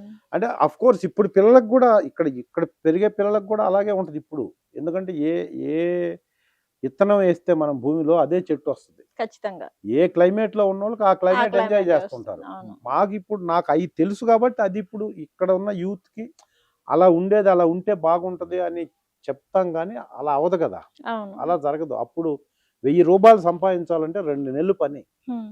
2 మంత్స్ కష్టపడి రూ. 1000 ఉంటే అవన్నీ రూ. 50, రూ. 20, రూ. 10 ఉండేది. అసలు రూ. 100 చూడాలంటే చాలా కష్టంగా ఉండేది. రూ. అవును. 100 ఉందా నీ దగ్గరని. అమ్మో! ఇప్పుడు ఎంత 1,00,000 కాదు రూ. 1,00,00,000 ఉన్నా ఏముందని ఆ! ఇది. అలా గ్రాడ్యువల్‌గా చేంజ్ అవుతుంది. బట్ మేము అది చూసాం కాబట్టి ఆ రోజులు బాగున్నాయి. అంటే హ్యాపీయెస్ట్ మూమెంట్స్ అక్కడున్నాయి అనిపిస్తుంది. Okay. Okay sir. That's it. And me wife గురించి, మీ పిల్లల గురించి, ఫ్యామిలీ గురించి చెప్పండి. నా వైఫ్ రాజేశ్వరి అండి తన పేరు. ఓకే. నాకు ఫుల్ సపోర్ట్ చేసింది కాబట్టే నేను ఇండస్ట్రీలో ఉన్నా. ఎక్కువ చెప్పాల్సిన పని లేదు. హ్మ్. సపోర్ట్ లేకపోతే ఇది హ్మ్. చాలా క్రైసిస్ ఉన్న ఫీల్డ్. అవును సార్. ఇప్పటికి కూడా బయట ఎక్కడైనా ఒక ఎంప్లాయ్‌మెంట్ వస్తే ఆ ఎంప్లాయీ కంటిన్యూ అవుతాడు. Hmm. Either private field or government sector. హ్మ్.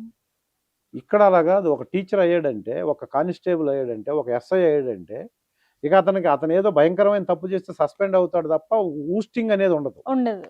జాబ్ ట్రాన్స్‌ఫర్‌ల మీదైనా జాబ్ ఉంటది. ఇక్కడ ఆర్టిస్ట్ అన్నాడికి ప్రతిరోజు ఎగ్జామే. హ్మ్. ప్రతిరోజు 10 మందిని సాటిస్ఫై చేస్తూ ఉండాల. ఓకే. నీ క్యారెక్టర్స్ ఇచ్చినా ఇవ్వకపోయినా. ప్లస్ దీంతో పాటు హెవీ కాంపిటీషన్. హ్మ్. దీనికి ఓపెన్‌గా కొన్ని వందల మంది యాక్ట్ చేయడానికి వస్తుంటారు. మన ప్లేస్ ఎప్పుడైనా పోవచ్చిక్కడ. హ్మ్. ఈరోజు నాకు రీప్లేస్‌మెంట్ ఇంకొకళ్ళొచ్చి నాకంటే తక్కువ చేస్తున్నాడనుకో నన్ను పక్కకు నెట్టి వాడిని పెట్టేసుకుంటారు. అంతే. బిజినెస్ కదా! అలాగా ఉన్న ఈ ఫీల్డ్‌లో ఇప్పటివరకు నేను లైఫ్ స్టైల్ లీడ్ చేస్తూ, ఇక్కడే ఎర్న్ చేస్తూ, ఇక్కడే లైఫ్ స్టైల్ లీడ్ చేస్తూ, పిల్లల చదువులు అవన్నీ చేయించానంటే డెఫినిట్‌గా ఇంట్లో వైఫ్ సపోర్ట్ లేకుండా అవ్వదు. ఓకే. ఆ సపోర్ట్ ఉంది గాబట్టే నేను కొంచెం ప్రశాంతంగా 27 ఇయర్స్‌గా నేను కెరీర్ రన్ చేస్తున్నా. ఓకే. కాబట్టి ఇంకా పెద్దగా ఇంకా అంత గొప్పగా గొప్పగా చెప్పినట్టే ఇది. ఓకే. Okay sir. మీరు చెప్పారు కదా ఆల్రెడీ ఇండస్ట్రీ అంటే ప్రతిరోజు ఒక ఎగ్జామ్ అని చెప్పేసని. Yes. సో, ప్రెజెంట్ ఇండస్ట్రీలోకి చాలామంది రావాలి, ఫేస్ చేయాలి అనేసని అనుకుంటున్నారు. బట్ కొంతమంది వస్తున్నారు, సక్సెస్ అవుతున్నారు. సో, కొంతమంది ఏంటంటే ఆ ప్రాబ్లమ్స్‌ని ఫేస్ చేయలేక వెనక్కి తిరిగి వెళ్ళిపోతున్నారు. ఉమ్. సో, ఎలా చూడొచ్చంటారు ఇండస్ట్రీని మనం? ఇండస్ట్రీ ఎప్పుడు గొప్పదేనమ్మా. హ్మ్. ఇండస్ట్రీలో మనుషులు ఎవరు గొప్పోళ్ళు కాదు. అంతే అంటారా? ఇండస్ట్రీ ఎప్పుడు గొప్ప గొప్ప ఇండస్ట్రీ. హ్మ్. ఎందుకంటే గొప్ప ఇండస్ట్రీ కాబట్టి గొప్ప కష్టాలు ఉంటాయి. అంటే అందులో ఉన్న మనుషులు అంతే కాదంటారా సార్? అంతే ఇప్పుడు ఒక చెట్టుకి కాయలు ఉంటేనే రాళ్లతో కొడతారు. ఖచ్చితంగా. ఏ ఏ ఏ కాయ లేని చెట్టుని ఎవడు పట్టించుకోడు, దాని వైపు కూడా చూడరు. చూడరు. హ్మ్. కాయలున్న చెట్టు ఇండస్ట్రీ, ఓకే. దాన్ని కొట్టాలని చూస్తుంటారు. కొన్ని హ్మ్. వందల మంది వస్తుంటారు, కొట్టలేని వాళ్ళు వెళ్తుంటారు. ఆ ఫ్రూట్స్ని ఫ్రూట్ఫుల్గా ఎంజాయ్ చేయాలనుకున్నోడు ఎన్ని కష్టాలైనా పడతాడు. హ్మ్. అలాంటి వాళ్ళే రావాలి ఇండస్ట్రీకి. ఓకే.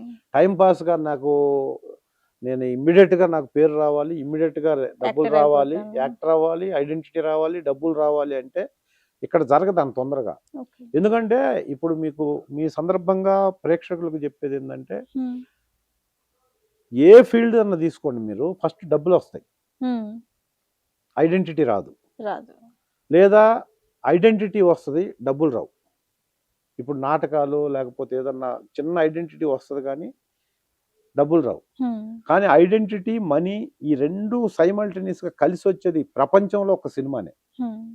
నీకు ఐడెంటిటీ వచ్చిందంటే డబ్బులు వచ్చినట్టే. డెఫినెట్‌లీ. డబ్బులు వచ్చే క్యారెక్టర్ నీకు రాకపోతే నీకు ఐడెంటిటీ రాదు రాదు. నటుడిగా. అవును. నువ్వు నటుడు అయ్యావంటే డబ్బులు వస్తాయి. నువ్వు నీ సెల్ఫ్ మెయింటెనెన్స్ సరిగ్గా లేక, మనీ మేకింగ్ వచ్చిన మనీ, ఎర్నింగ్ వచ్చిన మనీ మెయింటెనెన్స్ నీకు తెలియకపోతే అది నీ కర్మ. హ్మ్. ఇక్కడ ఒక మనిషికి సర్టన్ ఐడెంటిటీ వచ్చిందంటే డబ్బులు కూడా వస్తాయి. డెఫినెట్‌లీ. దాన్ని మేనేజ్ చేసుకోవటము, లవబుల్గా నువ్వు లైఫ్ని లీడ్ చేసుకోవటం నీ క్వాలిటీస్ మీద, నీ అలవాట్ల మీద ఆధారపడి డిపెండ్ అయ్యి ఉంటుంది. డిపెండ్ అయి ఉంటుంది. ఓకే. కాబట్టి నీకు అంత ఫేము అంత నేము వచ్చే ఫీల్డ్లో నువ్వు వచ్చి 1 ఇయర్కే నాకు రాలేదు, 2 ఇయర్స్కి రాలేదు, సక్సెస్ రాలేదు అనుకుంటే అది నీ ఆలోచన శక్తి తక్కువ అని. అంటే అంటే సార్ ప్రెజెంట్ యూత్ కూడా ఏంటంటే సక్సెస్ అంటే ఒక షార్ట్ మైండ్‌తో ఆలోచిస్తున్నారు. చిటికలో వచ్చేసేయాలి ఇప్పుడు అసలు అనేసి యూత్ అనుకుంటారు ఏదైనా కదా! చిటికెలో ఏం కాదు. చిటికేస్తే అన్నీ చిటికెలో వచ్చేసేయాలంటారు ఏమీ కదా! కాదు. కానీ ఇప్పుడు ఉన్నారు అలా.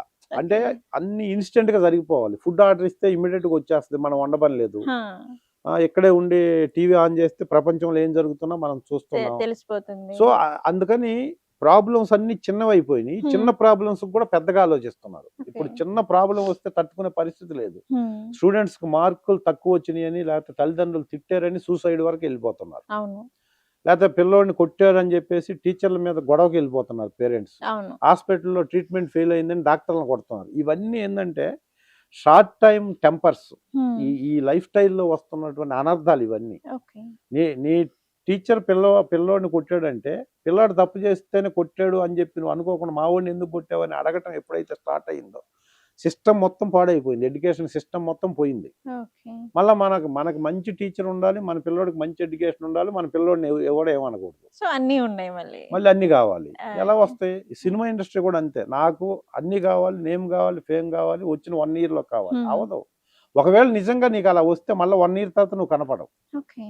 ఇక్కడ చాలా నేర్చుకోవాలి, చాలా మార్చుకోవాలి, చాలా సర్దుకోవాలి, చాలా సమకూర్చుకోవాలి. నేర్చుకోవటం, మార్చుకోవటం, సర్దుకోవటం, సమకూర్చుకోవటమే సినిమా. ఓకే. ఇవన్నీ రావాలంటే చాలా లాంగ్ టైం పడుతుంది. ఓకే. లాంగ్ టైం పట్టేంత ఓపిక నీకుండి, దీన్ని సరిగ్గా డైజెస్ట్ చేసుకొని, ఫిల్మ్ ఇండస్ట్రీ అంటే ఏంటో నువ్వు డైజెస్ట్ చేసుకొని, తెలుసుకొని, హ్మ్. కొంత సర్కిల్ నీకుండి, ఇక్కడున్న మంచి చెడులు చెప్పగలిగి, అవి వినగలిగి, నువ్వు వాటినన్నిటికీ అబ్జర్వ్ అయ్యి, వాటిని నువ్వు ఫాలో అయితేనే యాక్టర్ అవుతారు తప్ప, హ్మ్. అంత ఈజీ కాదు ఇక్కడ యాక్టర్ అవ్వటం, యాక్టర్ అయి నిలబడటం. ఓకే. అయినా కూడా నిలబడటం చాలా కష్టం. So okay. వీటన్నిటిని ముందు డైజెస్ట్ చేసుకోవాలి వచ్చే యూత్. హ్మ్. డెఫినెట్‌గా ఇప్పుడు మా టైంలో ఉన్నంత హడ్డిల్స్ ఇప్పుడు యూత్‌కి లేవు ఓకే. లక్కీగా. Okay sir. ఇండస్ట్రీకొచ్చి మీరు ఎన్ని ఇయర్స్ అవుతుంది సార్? ఇప్పటికి? 98 27 ఇయర్స్ క్రాస్ అయిపోయింది. 27 ఇయర్స్ క్రాస్ అయిపోయింది కదా సార్. Yes. సో, మరి మీకు కూడా ఎప్పుడైనా అనిపించిందా? ఈ 27 ఇయర్స్‌లో ఇండస్ట్రీ నా వల్ల కావట్లేదు, నేను వెళ్ళిపోవాలి అన్న థాట్ మీకు ఎప్పుడైనా మైండ్‌లో వచ్చిందా? బై గాడ్ గ్రేస్ అంటే నేను చాలా స్ట్రాంగ్ మైండ్ సెట్తో వచ్చాను. మేము హ్మ్. పెరిగింది అలాంటి వాతావరణంలో బట్ కాబట్టి ఎంత స్ట్రాంగ్ మైండ్ సెట్‌తో వచ్చినా గానీ, ఎక్కడో ఒక చోట మనకు ఫస్ట్ కూడా అనిపిస్తుంది గదా సార్! సో, అట్లా మీకేమన్నా అనిపించిందా అనేసి? అంటే యాక్చువల్‌గా ఇండస్ట్రీ నుంచి ఎళ్ళిపోవాలని నాకనిపించలేదు. నేనున్న సిట్యుయేషన్‌లో ఇంకెవరన్నా ఉంటే డెఫినిట్‌గా అనిపిచ్చేది. ఎందుకని? ఎందుకంటే ఇక్కడ ఏమవుతుందంటే వితౌట్ బ్యాక్‌గ్రౌండ్‌తో వచ్చాం. హ్మ్. ఒక డైరెక్టరు చాలా కష్టపడి 'దిల్ రమేష్' చేస్తున్నాడు. అతనికి ఇద్దాం క్యారెక్టర్ అని ఇచ్చిన తర్వాత, హ్మ్. నేను ఒకరోజు ఆ షూట్ చేసిన తర్వాత అద్భుతమైన భవిష్యత్తు ఈ క్యారెక్టర్ ద్వారా నాకు వస్తుందని నేను నమ్మిన తర్వాత, సెకండ్ డే నేను చేసే క్యారెక్టర్ నన్ను లొకేషన్‌లో నిలబెట్టి ఇంకొకళ్ళతో చేపిస్తే, ఇంకొక యాక్టరు నేను ముందు రోజు ఏసుకున్న డ్రెస్సు అతనేసుకొనుండి నన్ను పిలిచి లొకేషన్‌కి నేను చూస్తుండగానే ఆ క్యారెక్టర్ ఇంకొక అతను చేస్తుంటే, అది నేను చేసిన క్యారెక్టరు నన్ను తీసేశారు దాంట్లో నుంచి అని తెలిసిన తర్వాత మైండ్ సెట్ ఎలా ఉంటది? ఏం తప్పు లేకుండా, బాధేస్తది చాలా. ఏ తప్పు లేకుండా నా డ్రెస్ ఇంకొకళ్ళకి అంటే ఏందంటే హైలీ రికమెండెడ్ క్యాండిడేట్ ఎవరో వస్తే హ్మ్. ఇక డైరెక్టర్ ఏం చేయలేరు. ఓకే. హోప్‌లెస్ ఈ డైరెక్టర్ కూడా ఆ రికమెండేషన్‌కి నేను సస్టైన్ అవ్వాలి కదా! హ్మ్. డైరెక్టర్‌గా అనుకున్నప్పుడు ఫ్రెండ్ అయినా కూడా హ్మ్. ఏం చెప్పలేక ప్రోగ్రామ్ చెప్పిన తర్వాత క్యాన్సిల్ చేస్తే మళ్ళీ ఏమవుద్దో అని చెప్పి అలాంటి సిట్యుయేషన్స్ ఉన్నాయి నాకు. ఎలా అంటే ఆ సిట్యుయేషన్‌లో మీకెలా అనిపించింది? అంటే మీ ప్లేస్‌లో మీరు చేయాల్సిన క్యారెక్టర్ వేరే పర్సన్ చేస్తున్నారు. అవును. సో, మీకెలా అనిపించింది ఆ సిట్యుయేషన్ ఒక్క ఇదే చివరిది క్షణంలో? కాదు కదా మనకి. కరెక్టే సార్. కాకపోతే ఉంటది. చెప్పారు కదా! అంటే ఇలా ఇలా ఇప్పుడు జరిగింది అన్ని సినిమాలకి చాలా సినిమాలకి నాకు జరగలేదు కదా అలా. ఒక్క సినిమాకి. ఒక సినిమాకి జరిగిందలా. హ్మ్. అది ఆఫ్‌కోర్స్ నేను దాని మీద చాలా బిలీవ్ చేశాను. ఈ సినిమాతో నా కెరీర్ టర్న్ అవుద్ది. ఎందుకంటే మనం ఒక సినిమా కమిట్ అయ్యి మొదటి రోజు ఒక సీన్ చేయగానే మన స్టామినా మనకు తెలిసిపోద్ది. అవును. అంటే మన స్టామినా ఆ క్యారెక్టర్‌లో ఎంతవరకు ఎఫర్ట్ పెట్టొచ్చు అని. ఓకే. తెలిసి ఒక యెస్ ఇది ఇది పే చేస్తది. నాకు కొంచెం నా నా రేంజ్‌ని ఇంకొక స్టెప్పు గెయిన్‌లో పెడతది అని నేను ఫీల్ అయిన తర్వాత, హ్మ్. అదే క్యారెక్టర్ నేను చేయట్లేదు నా తప్పు లేకుండా. హ్మ్. నేను చేయలేకపోతే వేరు. నాకొక డైలాగ్ ఇచ్చి అది నేను చెప్పకపోతే ఏమో ఇన్ని సంవత్సరాలు ఉన్నావు నువ్వు చేయలేకపోతున్నావు అంటే, ఇంకొకడిని రీప్లేస్ చేసుకుంటే నష్టం లేదు. హ్మ్. కానీ ఎక్కడ నాకు నా ప్రాబ్లమ్ లేకుండా జరిగింది. 1, 2 సినిమాలు జరిగినియి అలా. ఓకే. దాంట్లో ఒక సినిమా మెయిన్. హ్మ్. ఆ తర్వాత ఆ సినిమాలో ఆ క్యారెక్టర్ చేసిన అతను చాలా పెద్ద రేంజ్‌కెళ్ళాడు ఆర్టిస్టు. ఇప్పుడు పెద్ద ఇప్పుడు రేంజ్ కూడా ఉన్నాడు. ఓకే. అది నేను చేయాల్సిన క్యారెక్టర్ యాక్చువల్‌గా. హ్మ్. అది అన్నప్పుడు ఏందంటే చూసినప్పుడు బాధేస్తది. అప్పుడు చాలా లిటరల్‌గా కళ్ళనీళ్ళొచ్చిన పొజిషన్ ఉంటది. కానీ హ్మ్. ఇదే నాకు లాస్ట్ కాదు కదా! ఒక డైరెక్టర్‌ని నమ్ముకొని లేకపోతే ఒక సినిమా ప్రొడక్షన్ హౌస్‌ని నమ్ముకొని నేను రాలేదు కదా ఇండస్ట్రీకి. హ్మ్. అసలు ఒక సినిమా, 2 సినిమాలు యాక్ట్ చేస్తే చాలు. నేను ఇండస్ట్రీకొచ్చి స్ట్రగుల్స్ అన్నీ పడ్డప్పుడు ఒక స్టేజ్‌లో నేనేమనుకున్నానంటే, హ్మ్. ఒక్క సినిమాలో కనపడిందాక నేను మళ్ళా ఊరెళ్ళలేదు. ఊరు నుంచొచ్చి 3 ½ ఇయర్స్ తర్వాత ఊరెళ్ళాను. 'సీతారామరాజు' రిలీజ్‌కే ఎళ్ళాను నేను ఊరు. అప్పటి వరకు ఊరెళ్ళలేదు నేను. అప్పుడు ఎలా ఉంది రిసీవ్‌నెస్ ఊర్లో? అసలు అద్భుతం ఇంకా. అంటే ఒక ఆ! ప్రయత్నం విరమిస్తే మనిషి ఆ క్షణం మరణించినట్టు, హ్మ్. ప్రయత్నం చేస్తూ మరణిస్తే మనిషి విజయం సాధించినట్టే. అబ్బా! ఇది శ్రీశ్రీ చెప్తాడిలా. ప్రయత్నం చేశావు. అది చేస్తూ ఉండి రాకపోయినా కూడా మనిషి విజయం సక్సెస్ అయినట్టు లెక్క. ఆ! ఆ ప్రయత్నంలో నేను సక్సెస్ అయ్యి మొదటి సినిమా చేసి, మొదటి సినిమా ఏ ఏ థియేటర్‌లో అయితే నేను 25 పైస్ పెట్టి నేలలో కూర్చొని సినిమా చూసానో, ఆ! అదే థియేటర్‌లో టాప్ చైర్‌లో కూర్చొని సినిమా చూడటానికే నేను మళ్ళా ఎళ్ళాను. మా ఊరు. నిజంగా ఇది చాలా హైలైట్ సార్ అసలు. ప్రశాంతి థియేటర్ అని ఇప్పుడు ఉందది. ఆ! ఆ థియేటర్‌లో నేను మళ్ళీ ఎళ్లి సినిమా సినిమా చూడటానికి మాత్రమే రిలీజ్ అయిన తర్వాతే ఎళ్ళాను నేను. అబ్బా! 3 ½ ఇయర్స్ పట్టింది. హ్మ్. అలాంటి కాంక్రీట్‌గా డెడికేటెడ్ మైండ్‌తో వచ్చాను కాబట్టి ఈ చిన్న హర్డిల్స్ నేను పెద్ద ఫీల్ అవ్వల. కాపోతే నేను ఓకే. ఒక ప్రొడక్షన్ హౌస్‌ని నమ్ముకొని రాలా. హ్మ్. ఈ ఇలాంటి సిట్యుయేషన్‌లో ముందు ఒక్క సినిమా 'సీతారామరాజు' సినిమా యాక్ట్ చేశాం గదా! యెస్. ఇంక మనకి ఇండస్ట్రీ అవసరం లేదు. ఎందుకంటే అప్పటికి నాకు ఇండస్ట్రీ మనిషిగా ల్యాబ్‌లో 2 ఇయర్స్ చేస్తే 2 ఇయర్స్‌లో ఎంతమంది ఫైనాన్షియల్‌గా క్రైసిస్‌లో ఉండి 20 ఏళ్ళు, 25 ఏళ్ళు ఇండస్ట్రీలో ఉన్నోళ్ళు హ్మ్. మంత్లీ రెంట్‌లకి ఇబ్బంది పడేవాళ్ళు, డబ్బులు లేక ఇబ్బంది పడేవాళ్ళు అని చాలా వందల మందిని చూసాను నేను. హ్మ్. సో, వద్దు ఇండస్ట్రీ. మనం పడలేం ఈ ఇబ్బందులన్నీ. లెట్ మనం వచ్చింది దేనికి? సినిమాలో కనపడాలి. యెస్. కనపడాలి. 'సీతారామరాజులో' కనపడ్డాం. సో, ఇంక అవసరం లేదు మనకి. పోయి మళ్ళా స్కూల్ ఎస్టాబ్లిష్ చేసుకొని నేను ఓన్‌గా మళ్ళా స్కూల్ రన్ చేసి, మళ్ళా మా ఊర్లోనే ఉందాము, ఉన్నా పర్లేదు అనుకున్న సిట్యుయేషన్ నాకు 'సీతారామరాజులో' మొదటి రోజు నేను 1998 సెప్టెంబర్ 13న లీ ప్యాలెస్లో యాక్ట్ చేసిన రోజు నేను అనుకున్నది. ఎందుకు అలా అనుకున్నారు? అదే ఇన్ని హడ్డిల్స్, ఇన్ని బాధలు, ఇన్ని కష్టాలు, దీంట్లో మనకు ఆ. బ్యాక్గ్రౌండ్ లేకుండా ఏదో ఒక సినిమాలో యాక్ట్ చేసినంత మాత్రాన ఇక్కడ సస్టైనబిలిటీ ఉండదు. కాబట్టి ఫ్యామిలీని ఇబ్బందులు పెట్టి నేను ఇబ్బంది పడి ఓకే. ఇక్కడ అవసరంలా. కానీ నేను యాక్ట్ చేయడానికి వచ్చాను కదా, అవును. యాక్ట్ చేస్తాం కాబట్టి సీతారామరాజులో సినిమా అంతా కనబడుతుంటా. చాలు, ఈ సినిమా కందుకూరులో చూసి ఎస్ నేను ప్రూవ్ చేసుకున్నాను, మళ్ళీ వచ్చాను కందుకూరు, సక్సెస్ అయ్యాను అనుకున్నారు. సక్సెస్ అయ్యానని చెప్దాం అనుకుంటున్న నాకు ఆ. సీతారామరాజు రిలీజ్ అయ్యేటప్పటికి 12 సినిమాలు యాక్ట్ చేశాను నేను. ఆ సినిమా రిలీజ్ అయ్యే అయ్యే నేను వెళ్ళి కందుకూరులో సినిమా చూసేసరికి 12 సినిమాలు యాక్ట్ చేశాను నేను, because of my ల్యావ్ and Nagineedi గారు. ఆ బ్యాక్ డ్రాప్ తో పంచదార శివ అప్పుడు చేసిన 12 సినిమాలు 2 సినిమాలు ద గ్రేట్ లెజెండరీ డైరెక్టర్ కోడి రామకృష్ణ గారి 2 సినిమాలు ఉన్నాయి. ఏంటి సార్ ఆయన లేరు ఇప్పుడు. పంచదార చిలక, ఆవిడే శ్యామల. Okay okay. ఆ 2 సినిమాల్లో ఆవిడే శ్యామలలో శ్రీకాంత్ గారికి నాకు సోలో ఫైట్. హా. ఇవన్నీ నువ్వు నేను కంటే ముందు కెరీర్ వెరీ బిగినింగ్ నుంచి నేను చాలా మంచి క్యారెక్టర్ చేశాను. Okay okay. వాళ్ళందరూ నాకు ఇచ్చారు. అంటే ఎక్స్ప్రెసివ్ ఫేస్ ఉంది, ప్లస్ ల్యాబ్ బ్యాక్గ్రౌండ్ ఉంది. అందరు స్టిల్ ఫోటోగ్రాఫర్స్ కి, మేనేజర్స్ కి నేను తెలిసినందువల్ల ఇదంతా ఎందుకు చెప్తున్నానంటే, ఇక్కడ ఇండస్ట్రీకి రావాలనుకున్న యూత్ కి మీరు ఇచ్చేది ఏంటన్నారు కదా, తెలుసుకోండి. ఫస్ట్ ఇండస్ట్రీలో ఎవరో ఒకరు మనకు సపోర్ట్ చేసే వాళ్ళు మనకు తెలిసిన సర్కిల్ ఉండాలి. అసలు వాట్ ఈజ్ వాట్ అని చెప్పడానికి తెలియాలి ఫస్ట్ ఆఫ్ ఆల్. అది తెలుసుకోవడానికి 4-5 years అయిపోద్ది. ఇక్కడ నీ కెరీర్ నాకు సక్సెసర్ 2 ఏళ్ళకి రావాలంటే అలా అసలు నువ్వు ఇండస్ట్రీ అంటే ఏంటో తెలుసుకోవడానికి 5-6 ఏళ్ళు పడుతుంది. కానీ దేవుడు తర్వాత దేవుళ్ళలాగా ఉండేది ఒక టీచరు, ఒకడు గురు దేవోభవ టీచరు, 2 వైద్యో నారాయణ హరి డాక్టరు. ఈ ఇద్దరికి దేవుడితో సమానమైన స్థానం ఇచ్చింది ప్రపంచం. 3వ స్థానం యాక్టర్కే ఇచ్చింది. ఎందుకంటే నువ్వు పోతుంటే నిన్ను ఆపి ఒక సెల్ఫీ సార్ అని ఇంకొక మనిషి నిన్ను అడుగుతున్నాడంటే దేవుడిని అడుగుతారు. దేవుడి దగ్గరికి వెళ్ళి ఫోటో తీసుకోవాలనుకుంటారు ప్రతి ఒక్కళ్ళు.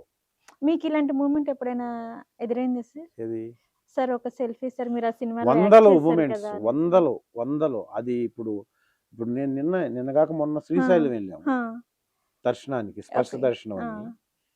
స్వాములు, అయ్యప్ప మాల వేసుకున్న స్వాములు దాదాపు 400 మంది వచ్చేసి ఐడెంటిఫై చేసి నాతో ఫోటో కోసం వెయిట్ చేస్తుంటే వాళ్ళందరినీ కూర్చోబెట్టి వాళ్ళతో భోంచేస్తూ నేను ఫోటోలు దిగాను.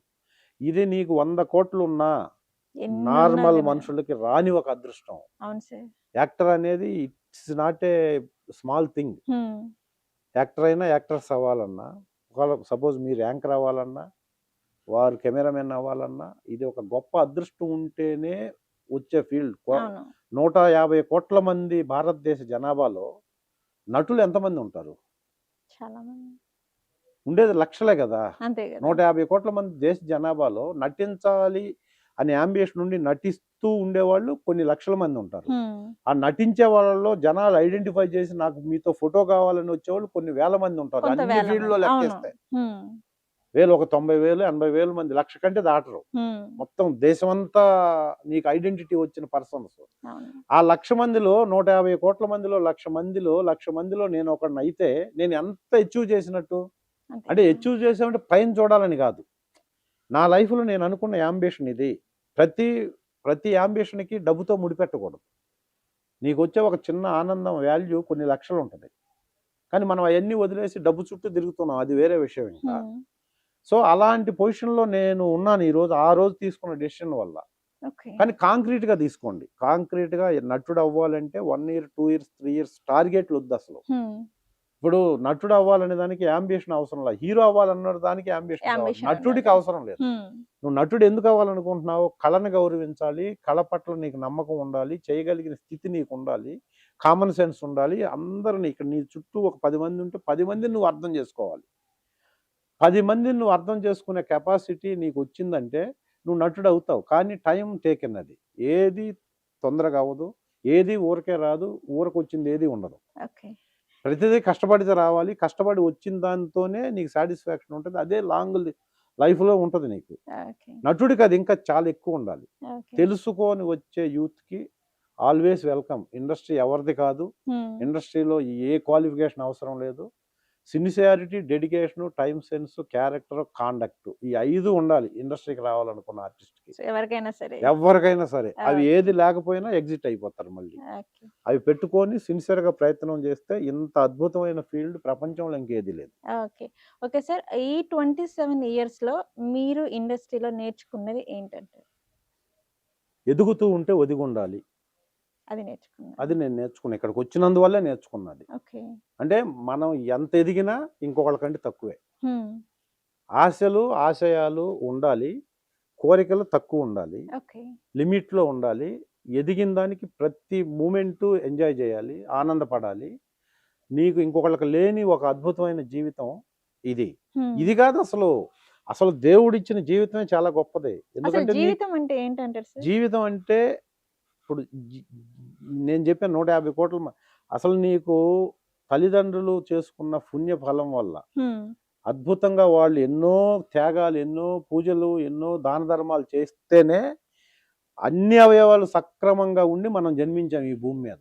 భూమికి ఈ పుడమి తల్లి గర్భానికి అంకితం అయ్యే లోపు పుడమి తల్లికి పరిచయం అయినప్పటి నుంచి ఈ ఈ ఈ ఈ లైఫ్‌లో నీకు అంగవైకల్యం లేకుండా అన్ని అవయవాలు సక్రమంగా ఉండి జన్మించటమే గొప్ప అదృష్టం. హ్మ్. అలాంటి జన్మలో ఏ ప్రొఫెషన్‌లో ఎవరున్నా ఇంకొక మనిషి ఐడెంటిఫై చేసే ఒక అదృష్టమైన జీవితం వచ్చిందంటే వాళ్ళు దేవుళ్ళతో సమానం. ఓకే. నేను చెప్తున్నా నేను నటుడయ్యాను కాదు. ఇంకొక మనిషి ఇప్పుడు ఎందుకు బతుకుతాడు ప్రపంచంలో మనిషి? ఒకటి డబ్బులు సంపాదించి హ్యాపీగా మంచి ఇల్లు, మంచి లగ్జరియస్ లైఫ్ అనే హ్మ్. ఉంటది లైఫ్ ఫస్ట్. అంత ఐడెంటిటీ క్రైసిస్ అంత లైఫ్ మనిషికొచ్చిన తర్వాత ఆడు గుర్తింపు కోసమే ప్రయత్నం చేస్తాడు. హ్మ్. అంటే ఐడెంటిటీ కావాలి. ఇప్పుడు ఎమ్మెల్యేలు లేకపోతే ఎలక్షన్‌లో నిలబడటం, లేకపోతే ముఖ్యమంత్రి అవ్వాలి, లేకపోతే ప్రధానమంత్రి అవ్వాలి, నటుడవ్వాలి ఇవన్నీ దేనికోసం? ఐడెంటిటీ కోసం. ఐడెంటిటీ కోసమే. హ్మ్. ఆ రెంట్ కోసమే బ్రతుకుతాడు ప్రపంచంలో ప్రతి మనిషి. అవును. సో, ఈ ఐడెంటిటీ మనకి ఏమీ లేకుండా ఎక్కడో గ్రామాల్లో పుట్టి పెరిగినటువంటి ఒక స్టేచర్ ఉన్నటువంటి ఒక వ్యక్తి నాలాంటి వ్యక్తి ఇక్కడికొచ్చి ఈరోజు ఈ సంక్రాంతి సందర్భంగా సీవీఆర్ న్యూస్‌కి మీరొచ్చి కొంచెం ఇంటర్వ్యూ ఇవ్వండి అని అడిగారంటే అది చాలు కదా క్రెడిబిలిటీ. అంతే గదా! అంతవరకు వచ్చామంటే దానికోసమే బ్రతుకుతాడు. ఆ ఐడెంటిటీ కోసం బ్రతికే ప్రతి మనిషి అదృష్టవంతుడే. ఆ అదృష్టంలో మనకు అవయవాలు సక్రమంగా ఉండి మనం పుట్టడం మన అదృష్టం.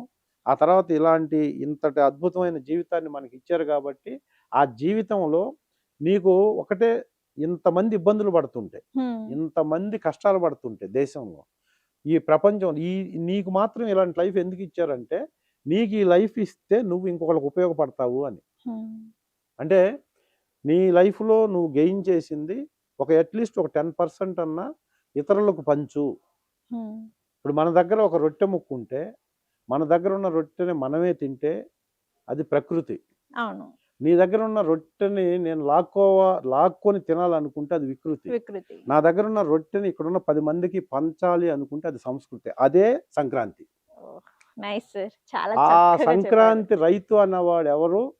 నేను పండించాలి, కష్టపడాలి, నా దగ్గరే ఉంచుకోవాలనుకోడు. హ్మ్. తెలుసు పంట ఏస్తే, ఇత్తనం వేస్తే వర్షం వస్తదో రాదో తెలీదు. వస్తే అతివృష్టి ఉంటదో, అనావృష్టి ఉంటదో అనావృష్టి ఉంటుందో తెలీదు. తెలీదు. లాస్ట్‌కి ఇంక రేపు పొద్దున్న నా ఇంటికి నా పంట వస్తదనుకున్నప్పుడు గాలి, దుమారం, తుఫాన్ లాంటిదొస్తే కొలాప్స్. అంతే. అయినా నాకున్న భూమిని నేను అమ్మను. నాకున్న భూమిలో నేను వ్యవసాయం చేస్తాను. దానివల్ల డబ్బులు రాకపోయినా పర్లేదు. పంట ఏస్తాను, పండిస్తాను, నలుగురికి వాటిని పంచుతాను అనే ప్రపంచపు ఏకైక జీవి ఎవడన్నా ఉంటే అది రైతు మాత్రమే. లాభం లేకుండా ఏ పని చేయని ఈ రోజుల్లో కూడా నష్టం వస్తుందని తెలిసినా వ్యవసాయం చేసేటటువంటి భూమిని నమ్ముకున్న భూమిపుత్రుడికి సంబంధించినటువంటి ఈ పండగ అద్భుతం. అలాంటి సంస్కృతి నా దగ్గర ఉన్నది 10 మందికి పంచాలి అని కూలి చేసుకునే రైతు కూడా అనుకుంటాడు. అలాంటి రైతులకి అద్భుతమైన ఈ పండగని అద్భుతంగా సెలబ్రేట్ చేసుకోవాలని నేను మనస్ఫూర్తిగా ఇప్పుడున్న యూత్‌కి అందరికి కోరుకుంటూ, నేను చెప్పిన అలాంటి సిట్యుయేషన్స్ మళ్ళీ రావు. వస్తే బాగుండు అని ఈ ఇంటర్వ్యూ సందర్భంగా నేను కోరుకుంటున్నాను. ఓకే.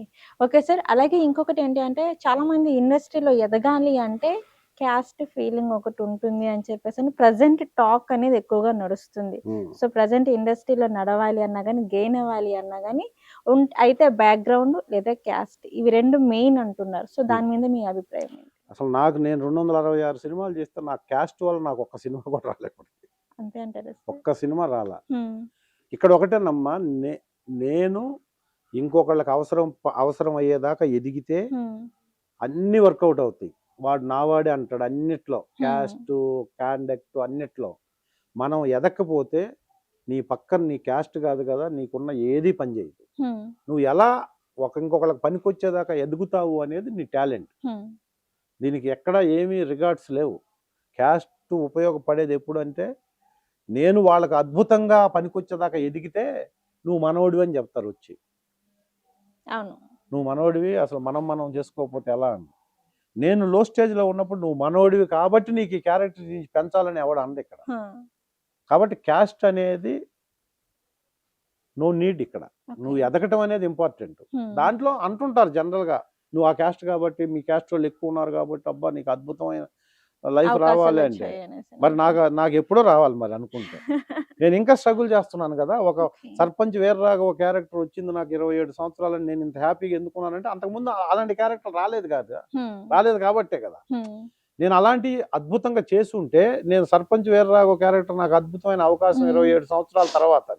నిజంగా నా క్యాస్ట్ వర్కౌట్ అయితే, నా క్యాస్ట్ వాళ్ళు చాలా మంది ఇక్కడ ఉన్నారు కాబట్టి ఉంటే, నాకు ఇలాంటి అవకాశాలు ఎప్పుడో రావాలి కదా. క్వాలిఫైడు, నేను స్టఫ్ ఉంది, చేస్తాడు, బాగా చేస్తాడు, మంచి ఆర్టిస్టు అన్న మూలానే 266 సినిమాల దాకా వచ్చాను అన్నది ప్రూవ్ కదా. నా దగ్గర వర్త్ లేకపోతే నేను అంత దూరం రాలేను కదా, ఇన్ని సంవత్సరాలు ఉండలేను కదా. సో ప్రూవ్ అయిన తర్వాత కూడా టాప్ పొజిషన్లో నేను ఎందుకు లేను అంటే, అఫ్ కోర్స్ నాకు ఇండస్ట్రీకి కావాల్సిన కొన్ని క్వాలిటీస్ లేవు, అది వేరే విషయం. నేను ఇలాగే నా character, conduct, dedication, sincerity, time sense ఇవేవి పోకుండా, సెల్ఫ్ రెస్పెక్ట్ పోకుండా, సెల్ఫ్ కాన్ఫిడెన్స్ పోకుండా ఎదగాలి అనుకున్నాను. అది కొంచెం హద్దులో, అది చాలా కష్టం. అంటే సార్ ఇప్పుడు ఇండస్ట్రీలో ఉండాలి అంటే కొన్ని క్యారెక్టర్స్ ఉండాలి, కొన్ని లక్షణాలు, కొన్ని హ్యాబిట్స్ ఉండాలి, కొన్ని అలవాట్లు ఉండాలి అంటారు. బట్ నాకేవి లేవు. నేను అందువల్ల మీరు సక్సెస్ అవ్వలేదు అంటున్నారా? సక్సెస్ అవ్వకపోతే నేను ఉన్నాను కదా. సక్సెస్ అవ్వకపోతే ఇప్పుడు ఇన్ని సంవత్సరాలతో మీరు ఎందుకు అయ్యాను? సక్సెస్ అనేదానికి కొలమానం ఏంటి? ఐడెంటిటీ. ఇప్పుడు నేను ఇంతకంటే సక్సెస్ అయితే ఏమొస్తుంది? నాకు డబ్బులు వస్తాయి. ఇప్పుడు నేను ఒక అమౌంట్ తీసుకుంటున్నాను. ఇప్పుడు నేను బాగా సక్సెస్ అయ్యి సోలో క్యారెక్టర్గా విపరీతమైన సక్సెస్ అయింది అనుకోండి సినిమా, డెఫినెట్గా నాకు ఇంతకంటే మంచి క్యారెక్టర్లు వస్తాయి, ఇంతకంటే ఎక్కువ డబ్బులు వస్తాయి. దానివల్ల నా లైఫ్ స్టైల్ ఏం మారదు కదా. నేను యాక్టర్ అప్పుడైనా, అప్పుడు ఫోటోలు తీసుకునే వాళ్ళు 10 మంది, ఇప్పుడు 10 మంది ఉంటే అప్పుడు 20 మంది ఉంటారు. ఎందుకంటే మెయిన్ లీడ్ క్యారెక్టర్స్ చేస్తున్నాడు అని. అంతేగాని ఐడెంటిటీ ఇంతే ఉంటది. డబ్బులు ఎక్కువ వస్తాయి. డబ్బులు ఎక్కువ వచ్చినందువల్ల ఏమవుతుంది? టైం మిగలదు. ఇప్పుడు నేను ఏదో కార్యక్రమం, నేను వేరే కాలేజెస్కి మోటివేషనల్ ఏదో పిల్లలకి ఏదన్నా చెప్దామని ఎడ్యుకేషన్ బ్యాక్గ్రౌండ్ ఉంది కాబట్టి వెళ్తుంటాను. ఇప్పుడు 15 రోజులు షూటింగ్ చేసి 15 రోజులు లేజర్గా ఉంటే ఇవన్నీ చేసుకోవడానికి నువ్వు ఆర్టిస్ట్గా బిజీ అయితే డబ్బులు వస్తాయి తప్ప ఇంకేం రావు. కాబట్టి ఆర్టిస్ట్ అన్నవాడికి టాప్ పొజిషన్ వచ్చినా రాకపోయినా, ఏదర్ ఇక్కడ ఒక 20 years నుంచి ఒక ప్రొఫెషన్లో ఒక వ్యక్తి ఉన్నాడంటే, ఏదర్ ఏ ప్రొఫెషన్ అయినా, ఒక కెమెరామెన్గా 20 years ఉంటే, 25 years ఉంటే సక్సెస్ అయినట్టు లెక్క. సక్సెస్ ఏది డబ్బుతో కాదు. నువ్వు గవర్నమెంట్ ఎంప్లాయీ 30 ఏళ్లలో నీకు ఉద్యోగం వస్తే 30 ఏళ్ళ సర్వీస్ చేస్తాడు, తర్వాత రిటైర్డ్ అవ్వాల్సిందే. అప్పుడు వాడు సక్సెస్ అయిపోయి టీచర్గా అద్భుతమైన సర్వీస్ చేశారు అంటే 30 ఏళ్ళు కెమెరామెన్ గా ఉన్న అతను కూడా అద్భుతమైన సర్వీస్ చేసినట్టే కదా కలాం తల్లికి. కానీ అతను ₹1 కోటి సంపాదించాడు కాబట్టి సక్సెస్, వీడు 10 లక్షలు సంపాదించాడు కాబట్టి సక్సెస్ కాదంటే కాదు.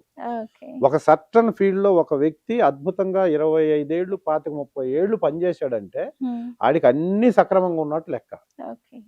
అన్ని క్వాలిటీస్ సక్రమంగా ఉంటేనే ఒక ఇన్స్టిట్యూషన్ లో, ఒక ఆర్గనైజేషన్ లో, ఒక వ్యవస్థలో ఒక మనిషి పనిచేస్తాడు. కాబట్టి వాళ్ళందరూ సక్సెస్ అయినట్టు లెక్క.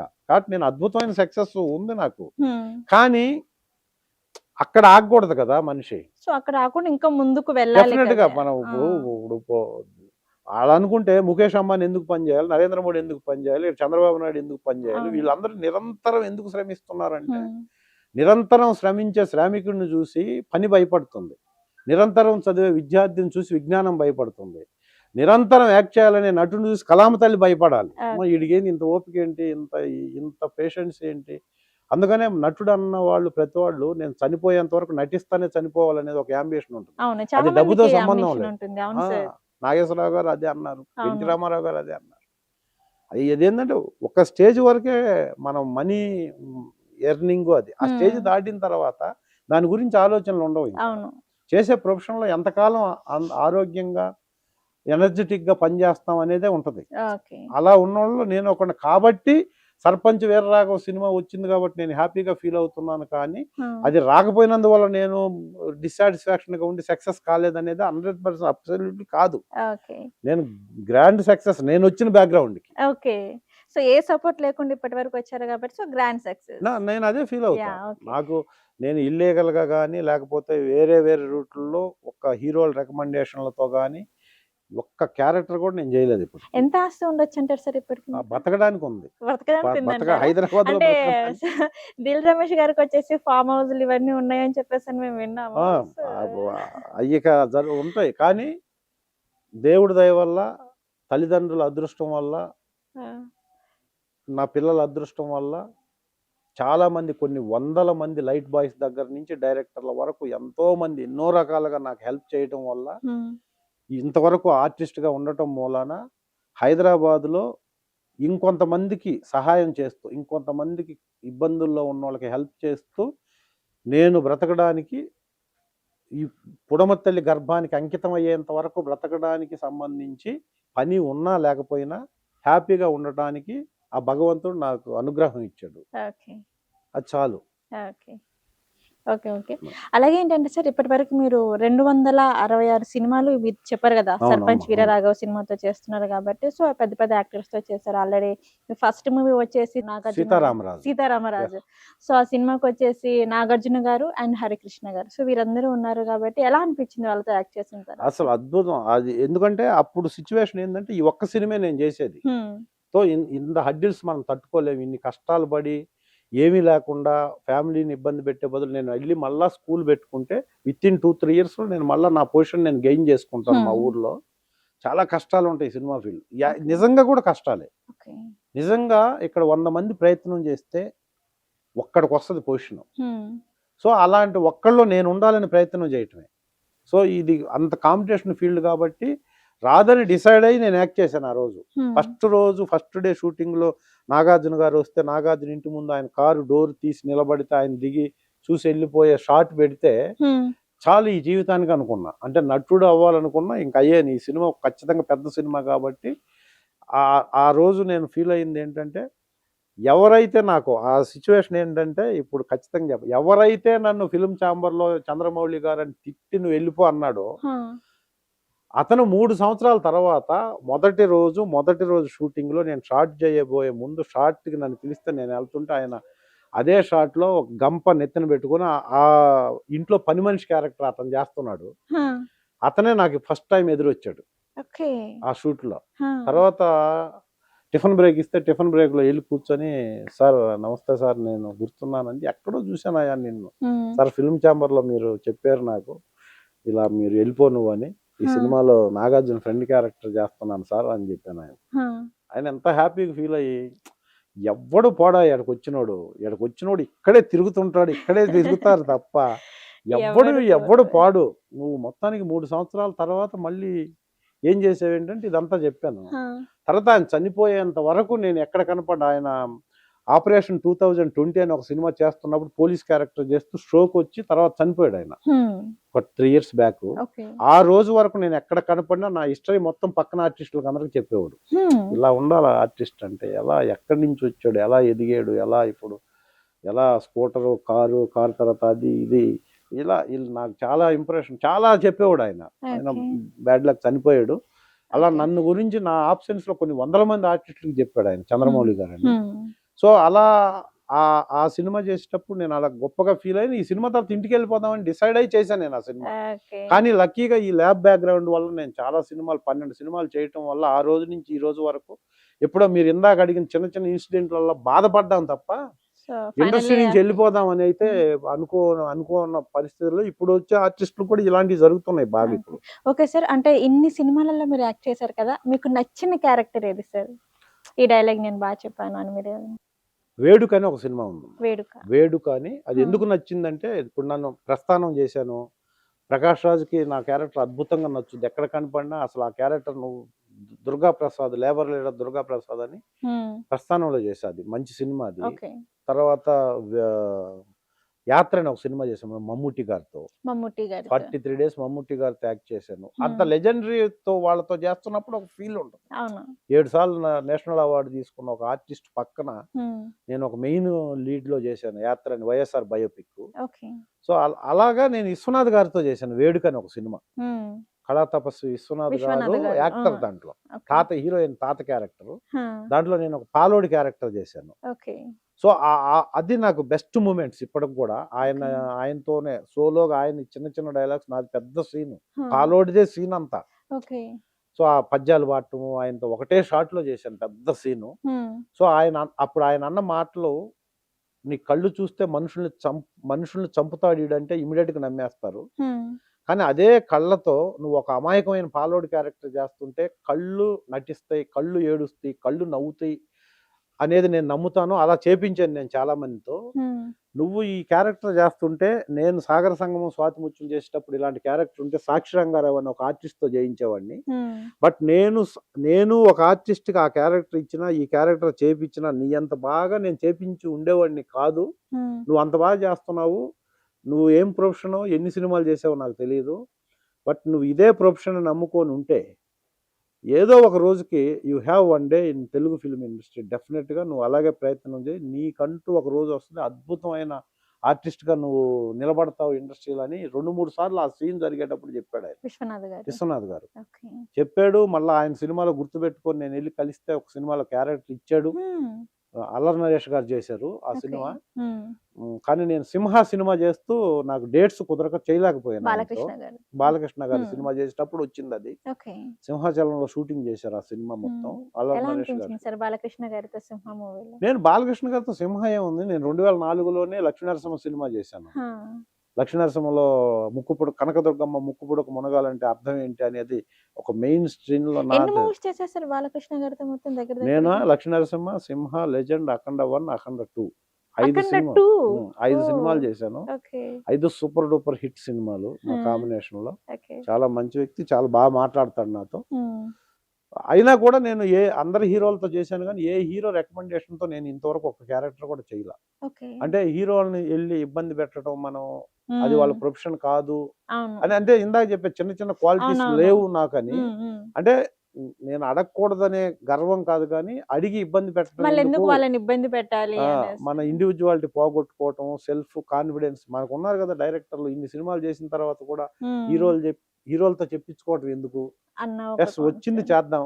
ఓకే. మనం నిజంగా టాలెంటెడ్ ఆర్టిస్ట్ అని నమ్మితే ఏదో ఒక రోజు కళామ తల్లి ఇంతకంటే పెద్ద పొజిషన్ ఇస్తది. హ్మ్. ఇన్ కేస్ ఇవ్వకపోయినా కూడా ఇది ఇచ్చిందే గొప్ప, అంతే. ఇది ఇచ్చిందే ఎక్కువ, అవును. ఇక్కడి నుంచి పడకుండా ఉంటే చాలు అంతే. అనే ఫీల్ అవుతాను నేను. ఓకే. అందువల్ల కొంచెం ఈ క్వాలిటీస్ వల్ల కొంచెం నాది అలా గ్రాడ్యువల్‌గా నడిచినా ఎక్కడ ట్రాక్‌లో ఎప్పుడు 80 కిలోమీటర్ల స్పీడ్‌తో ఎళ్ళిన నా వెహికల్ హ్మ్. 50కి, 40కి ఎప్పుడు దిగజారలా. ఓకే. 80లో ఉండి 90 అలా గ్రాడ్యువల్‌గా సో, ఎళ్తుంది. అదెప్పుడు దిగలేదన్నమాట ఎప్పుడు ఇంక. దిగలేదు. ఓకే.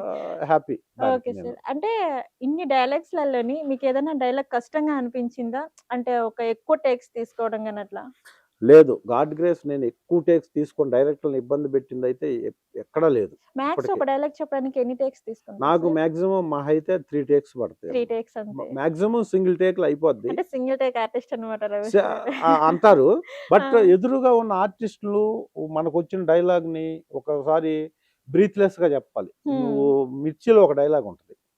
హ్మ్. 'మిర్చి' సినిమాలో యెస్. ప్రభాస్ యెస్. గారిది ఒక ఇంటి దగ్గర వాళ్ళ అమ్మగారు చనిపోయినప్పుడు హా! అందరూ వచ్చి సైలెంట్‌గా ఉన్నప్పుడు ఒక డైలాగ్ నేనే స్టార్ట్ చేస్తాను. ఒకసారి చెప్పండి సార్ అది. బ్రీత్‌లెస్‌గా ఉంటదది. ఓకే. అలాంటివి కొంచెం ఇప్పుడు అయ్యా 20 ఏళ్ల క్రితం కూడా ఇలాగే తప్పు చేశారయ్యా. ఇప్పుడు బాబు చెప్పినట్టు మీరు లోపలికెళ్ళండయ్యా. ఇక్కడ అమ్మ కట్టె ఆరేలోపు అక్కడ ఆ ఇంట్లో 10 కట్టెలు కాలాలా అనేది ఒక డైలాగ్ ఉంటది. ఓకే. ఇది డైరెక్టర్ ఏంటంటే బ్రీత్‌లెస్‌గా అంటే ఎమోషన్ ఇలా స్టార్ట్ అయ్యి అలా అంటే ఇక్కడ ఓకే. ఇక్కడ ఓకే. ప్రభాస్ వాళ్ళ అమ్మది చితి కాలుతుంటది. హ్మ్. విలన్స్ వాళ్ళ ఇంటికెళ్ళి వాళ్ళ ఇంట్లో కూడా 10 మందిని చంపుతాం మేము అనేది చెప్పాలక్కడ. అవునవును. ఎమోషన్‌గా ఒక సాడిస్టిక్ ఫీల్ నుంచొచ్చి ఒక్కసారి అలా చూసి అందరిని చూసి వాళ్ళని చంపేస్తాం మేము అనేది ప్రభాస్‌ని అడ్డం పెట్టుకొని ప్రభాస్ వాళ్ళ ఫాదర్‌కి చెప్పాలది. హా! అది ఎమోషన్ ఉండాలి. ప్లస్ సేమ్ టైమ్ బిట్లు చేయకూడదు డైలాగ్‌ని. అలా వీడంతా ఫ్లోలో వెళ్ళిపోవాలి. ఫ్లోలో వెంటనే అతను ఆగండ్రా నువ్వు వెళ్ళిపో ఊర్లో నుంచి అని చెప్పి ప్రభాస్ని ఇంట్లో నుంచి గెంటేస్తాడు. అలాంటి డైలాగ్స్ మనం ఆ ఫీల్ అర్థం చేసుకొని ఇమీడియట్ గా 20 మంది ఆర్టిస్టులు, మెయిన్ ఆర్టిస్టులు ముందుకొచ్చి చెప్పాలి ఆ డైలాగ్. అలాంటిది కొద్దిగా కొంచెం అందరు పెద్దోళ్ళు ఉంటారు, మనం చెప్పగలమా లేదా అనే చిన్న క్రైసిస్ ఉంటుంది తప్ప అక్కడ చెప్తే అప్పుడు ప్రూవ్డ్ భలే చెప్పావు డైలాగ్ అని అందరు ఆర్టిస్టులు అది కూడా ఉంటుంది, బాగా చెప్పాలని. అలాంటిది 1-2 టేకులు ఉంటాయి తప్ప గాడ్ గ్రేస్ ఎక్కువ టేకులు సో మ్యాక్స్ 2-3 టేకులలో కంప్లీట్ చేసేస్తారు. మాక్సిమం అంతే 2-3 టేక్స్. ఓకే సార్, అంటే ప్రభాస్ గారితో మూవీ అంటే సో ఆయన షూటింగ్ సెట్ లో వచ్చేసి ఫుడ్ పెట్టి చంపేస్తారు అనేసి అని అంటారు కదా, సో మీకు ఎలా చాలా చాలా మంచిది. అందరూ ఏ హీరో మంచితనము కష్టపడే తత్వం లేకపోతే అసలు ఇన్ని సంవత్సరాలు ఇంత కాంపిటేటివ్ వరల్డ్ లో వాళ్ళు ఉండగలరా? ప్రతి వాళ్ళకి గుడ్ క్వాలిటీసే ఉంటాయి, మంచి క్వాలిటీస్ ఉండబట్టే ఇన్ని సంవత్సరాలు సస్టైనబిలిటీ వస్తుంది ఏ హీరోకైనా. కాకపోతే వాళ్ళలో ఏంటంటే మనకున్న ర్యాపోని బట్టి ఇప్పుడు నేను పక్కన కూర్చుంటే ఏ హీరో వచ్చి మాట్లాడు కదా, అంత బిజీ దీంట్లో. నేను వెళ్ళి సార్ బాగున్నారు సార్ అంటే ఆటోమేటిక్ బ్రహ్మాండంగా మాట్లాడు, ఏమైనా కెరీర్ బాగుంది ఎలా ఉంది ఏంటని అడుగుతారు. నేను ఎక్కడో కూర్చుంటాను, నా కాడికి వచ్చి మాట్లాడరు కాబట్టి వాళ్ళు మంచోళ్ళు కాదు అనేది కాదు. ప్రతి హీరో విపరీతంగా అంటే నార్మల్ గా ఉండే కామన్ మ్యాన్ కంటే ఎక్కువ కష్టపడతారు కాబట్టే ఆ ఫిజిక్, ఆ మెయింటెనెన్స్. ఇప్పుడు పెద్ద హీరోలు చిరంజీవి గారు, బాలకృష్ణ గారు లాంటి వాళ్ళు ఇప్పుడు కూడా స్టెప్లు వేస్తున్నారంటే జనరల్ గా ఆ ఏజ్ కి నడవటం కష్టం. అంటే అంత కష్టం ఉంటది, అంత కష్టపడతారు కాబట్టి అందరూ చాలా మంచోళ్ళు. కొంతమంది ఈ హెల్పింగ్ నేచర్ ఇది కొంచెం ఎక్కువ ఉన్నప్పుడు పబ్లిక్ లో ఉంటది, అది బాగా మంచి. చాలా ప్రభాస్ గారు అయితే చాలా గ్రౌండ్ చాలా మంచి వ్యక్తి. సార్ మనకి మూవీలో వచ్చేసి అంటే ఈ క్యారెక్టర్ నేను మిస్ అయ్యానే, ఈ క్యారెక్టర్ నేను చేస్తే బాగుండనే అని మీకు ఈ క్యారెక్టర్ చూసిన తర్వాత అనిపించిందా? అనిపించాను నేను చాలా మిస్ అయ్యాను. పర్టికులర్ గా అంటే చిరంజీవి గారి యాక్చువల్ గా నేను చిరంజీవి గారితో ఒకే ఒక సినిమా చేశాను, గాడ్ ఫాదర్ అని. అంతకుముందు నాకు యాత్ర చేసేటప్పుడు అంతకుముందు ఎక్కువ నేను మిస్ అయింది చిరంజీవి గారి సినిమాలే. నేను అంటే ఆయనతో చేయలేకపోతున్నాను. అంతకుముందు ఎక్సెప్ట్ చిరంజీవి గారు అని చెప్పేవాడిని ఇంటర్వ్యూలో, ఎక్సెప్ట్ చిరంజీవి గారు అందరితో చేశానని చెప్పేవాడిని. ఆ ఎక్సెప్ట్ అని లేకుండా ఉండడం కోసం నేను ప్రయత్నం చేసిన ప్రతిసారి ఏదో ఒక సినిమాకి డేట్లు క్లాష్ వచ్చి చేయలేకపోతుండేవాడిని. అలా చేయలేకపోయిన సినిమాలు చాలా ఉన్నాయి. చెయ్యడం కోసం నేను 2 సినిమాలు వదిలేసి గాడ్ ఫాదర్ చేశాను. ఇది కూడా మిస్ అయిపోతే ఇంకా కష్టం ఇంకని. అలా నేను కృష్ణ గారితో ఒక్క సినిమా కృష్ణ గారితో చేయాలనుకుంటుండేవాడిని. ఎందుకంటే నేను వచ్చిన తర్వాత కృష్ణ గారు ఎగ్జిట్ అయిపోయి పాపం రెస్ట్ మోడ్ లోకి వెళ్తే అది నాకు ముప్పలనేని శివ గారు చేసిన శ్రీశ్రీ సినిమా ద్వారా తీరిపోయింది. నేను కృష్ణ గారితో 1-to-1 ఫైట్ చేశాను ఆ శ్రీశ్రీ అనే సినిమాలో. ఆయన్ని ఒరే ముసలోడానికి గొంతు పట్టుకొని అసలు చాలా గూస్ బాంబ్స్ వచ్చే ఫీల్ అయిన ఇదన్నమాట అది కృష్ణ గారితో చేశాను. తర్వాత పెద్ద ఆర్టిస్టులతో చేయాలనుకున్నా కూడా వాళ్ళందరూ ఇదైపోయారు కాబట్టి చేయలేకపోయాను. అలా చిరంజీవి గారితో ఒక్క సినిమా చేశాను నేను. కాబట్టి పెద్ద ఆర్టిస్టులు అందరితో ఆల్మోస్ట్ చేసేసా ఇంకా. ఓకే సార్, అంటే మీరు సినిమాలో యాక్ట్ చేస్తుంటారు, ఇదంతా ఉంది కాబట్టి సో ఇలా కాకుండా మీరు కూడా ఫ్యామిలీతో కలిసి థియేటర్ కి వెళ్ళి సినిమా చూస్తుంటారా, ఎంజాయ్ చేస్తారా? అంటే తక్కువ, అంటే మేము ఎక్కువ ప్రివ్యూ థియేటర్స్ లోనే ఎక్కువ చూస్తాం. బాగా సినిమా హిట్ అయింది అన్నప్పుడు థియేటర్ లో వెళ్ళి ఆడియన్స్ ముందు చూస్తే ఆ థ్రిల్ వేరే ఉంటుంది. హిట్ అయిన సినిమాలు డెఫినెట్ గా థియేటర్ మధ్యలో ఆడియన్స్ మధ్యలోనే చూస్తుంటాం. అంటే మీ మూవీస్ చూసిన తర్వాత ఇంట్లో రెస్పాన్స్ ఎలా ఉంటుంది, మీ పిల్లల నుంచి కానీ వైఫ్ నుంచి కానీ? ఏం పెద్దగా ఏమి ఉండదు, అది just like job. Like comment చేస్తూ ఉంటారా, డాడీ బాగా చేశారు ఇలా అలా? ఉంటాయి కదా, జనరల్ గా ఉంటాయి, అది కామన్ గా చేస్తుంటారు. ఇప్పుడు నాకు 2 పిల్లలు అంటే పాప సిడ్నీలో ఉంటది ఆస్ట్రేలియా, బాబు యుఎస్ లో ఉన్నాడు టెక్సాస్ లో. వాళ్ళకి పెద్ద ఇండస్ట్రీ పెద్ద తెలియదు అసలు. అంటే నాకు ఇంట్రెస్ట్ ఉండి నేను వచ్చాను, ఇంట్రెస్ట్ ఉన్న వాళ్ళని ఎవరు ఆపలేరు, అలానే ఇంట్రెస్ట్ లేని వాళ్ళని ఎవరు ఇటు తీసుకొచ్చినా కూడా వేస్ట్. అందుకని పెద్దగా దాని మీద కామెంట్స్ పెద్ద ఎస్టాబ్లిష్మెంట్ అదే ఉండదు ఇంట్లో. సార్ ప్రజెంట్ వచ్చేసి మీ 266వ సినిమా వచ్చేసి సర్పంచ్ వీరరాఘవ సినిమా కాబట్టి మరి ఈ సినిమాకి తగ్గట్టుగానే మీరు ఎప్పుడైనా అవకాశం వచ్చిందా మీకు సర్పంచ్ గా ఏమైనా? నాకు పొలిటికల్ ఇంట్రెస్ట్ లేదమ్మా. ఇంట్రెస్ట్ ఉంటే నేను ఈ పాటికి మా కార్పొరేషన్ చైర్మన్ గానో లేకపోతే ఎమ్మెల్యే గానో కంటెస్ట్ చేయొచ్చు, కానీ పొలిటికల్ ఇంట్రెస్ట్ లేదు నాకు. నాకు సినిమా తప్ప ఏది ఇంట్రెస్ట్ లేదు. ఇక్కడ హైదరాబాద్ లో కూడా నేను రియల్ ఎస్టేట్ బిజినెస్ చేసి ఉండొచ్చు, చేస్తే ఇప్పుడు కూడా బోల్డ్ మంది అడుగుతుంటారు. మీరు కూడా ఇందాక అడిగారు కదా, చాలా ఫామ్ హౌస్లు ఇవి అంటే మనీ మేకింగ్ మీద పెద్ద ఇంట్రెస్ట్ లేదు నాకు. కాకపోతే ప్రతి మనిషికి డబ్బులు సఫిషియెంట్గా ఉండాలి. ఇక్కడ ఇప్పుడు డబ్బులు లేకపోయినా మనకు అన్ని చేసేయచ్చు కాదు, కానీ డబ్బు మనల్ని కాపాడే వరకు ఉంటే అదృష్టం. డబ్బుని మనం కాపాడే దాకా వెళ్తే దురదృష్టం. కాబట్టి డబ్బు ఉండి మనల్ని కాపాడాలి. అది ఆ డబ్బు మన దగ్గర ఉంటే మనం ఇంకొంతమందిని కాపాడవచ్చు. అంతవరకు ఉంది నాకు. కాబట్టి ఇది పాలిటిక్స్లోకి వెళ్తే ఇంకా సర్వీస్ చేయొచ్చు, కానీ బేసిక్గా మనకు మైండ్ థాట్ అది ఉండాలి. నాకు అది లేదు కాబట్టి ఇంట్రెస్ట్ లేదు. ఇంట్రెస్ట్ ఉంటే సర్పంచ్ కాదు, కానీ ఇంకా పై లెవెల్కి ఎప్పుడో చేసేవాడిని. ఆ క్రెడిబిలిటీ ఉంది ఊర్లో అక్కడ, కానీ బేసిక్ ఇంట్రెస్ట్ లేదు కాబట్టి చేయలే. కానీ ఇప్పుడు ఈ సినిమా ద్వారా ఎంజాయ్ చేస్తున్నాను. ఆ కథ అలా ఉంటది. 10 మందికి హెల్ప్ చేయకుండా 10 మందిని చంపేయచ్చు సర్పంచ్ అయితే ఆ ఊరు వరకు. 90s లో కథ, అది భయంకరమైన కథ. అది నాకు రియల్ గా లేని క్వాలిటీస్ నేను చేసే క్యారెక్టర్ లో ఉన్నాయి కాబట్టి నేను ఎంజాయ్ చేస్తున్నా. అది ఎంజాయ్ చేస్తున్నాను అనేసి అని చెప్పారు కాబట్టి, సో రియల్ లైఫ్ లో ఒకసారి మనం చూసుకుంటే ఫ్రెండ్స్ కొంతమంది పాలిటిక్స్ లో రావడం కానీ ఇట్లా వాళ్ళకి ఇలా సపోర్ట్ చేస్తూ ఉంటారా సార్ రాజకీయ పరంగా? రాజకీయంగా అఫీషియల్ గా అయితే చేయను. ఎందుకు చేయనంటే, నేను ఊరెళ్తే నాకు ఇప్పుడు సోకాల్డ్ పార్టీస్ ఎన్ని ఉన్నాయో, సోకాల్డ్ క్యాస్ట్లు ఎన్ని ఉన్నాయో అందరూ ఫ్రెండ్స్ ఉన్నారు నాకు. అందరూ ఫ్రెండ్స్ ఉన్నారు. సో నేను ఒక పార్టీ ఎజెండా, నాది అభిమానం ఉంటది. డెఫినెట్ గా ఫ్రెండ్స్ పోటీ చేశారు. ఇప్పుడు మా ఎమ్మెల్యే నాకు ఫ్రెండ్, మా ఎమ్మెల్సీ నాకు ఫ్రెండ్, రాబోయే వాళ్ళు ఫ్రెండ్స్ ఉన్నారు. అలా అని చెప్పేసి ఒకటే కాడి ఈ పక్కన ఎత్తుకుంటారంటారు చూసారా, ఎత్తుకొని తిరిగితే ఏమవుద్దా, ఆబ్వియస్ గా ఇంకొకళ్ళు పక్కకి వెళ్ళిపోతారు. తెలియకుండానే ఇంకొకళ్ళకి మనం అవకాశం ఇచ్చినట్టు అవుద్ది కామెంట్స్ చేయటానికి. ఆడది ఈడిది. ఫ్రెండ్షిప్ కి మనం వాల్యూ ఇవ్వాలనుకుంటే రాజకీయాలకు దూరంగా ఉండాలి. నా యాంబిషన్ అది. నా స్టేట్ మోటో, ఏ పార్టీ ఇప్పుడు వీళ్ళని కలిస్తే వాళ్ళని కలవాలి. ఎందుకంటే మనం అక్కడ లోకల్లో ఉండట్లేదు. మనకి ఫస్ట్ ఈ యాంబిషన్ ఉంటే ఖచ్చితంగా ఒక వైపుకి వెళ్ళిపోవాల్సిందే. మనం పోటీ చేయాలి. లేకపోతే అటు నుంచి మనకి ఏదన్నా పర్సనల్ ఎజెండా పెట్టుకొని పర్సనల్గా నేను ఏదో వాళ్ళని ఇది చేసుకోవాలి, వాళ్ళ వల్ల నాకు ఉపయోగం ఉంటుంది అంటే ఖచ్చితంగా ఒకవైపు వెళ్ళటమే కరెక్ట్. కానీ మనకు ఆ ఎజెండాలు ఏమీ లేవు కాబట్టి మన జెండా అంతా ఒకటే. ఉన్న సర్కిల్ అందరూ నాకు కావాలి, ఉన్న ఫ్రెండ్స్ అందరూ మనోడు అనుకోవాలి అనుకుంటే పాలిటిక్స్కి చాలా దూరంగా ఉండాలి. నాకు అవకాశం ఉన్నా, క్లోజ్ ఫ్రెండ్స్ ఉన్నా, నేను అందరితో సమంగా ఉండడానికి ప్రయత్నం చేస్తాను వెళ్ళి ఉన్న టైంలో. కాబట్టి నాకు ఇంటర్నల్ గా ఎవరికి సపోర్ట్ చేయను, అలానే ఎవరికి యాంటీగా ఉన్నాను, న్యూట్రల్ గా ఉంటాను. నేను ఇంట్రెస్ట్ లేదు కాబట్టి పాలిటిక్స్.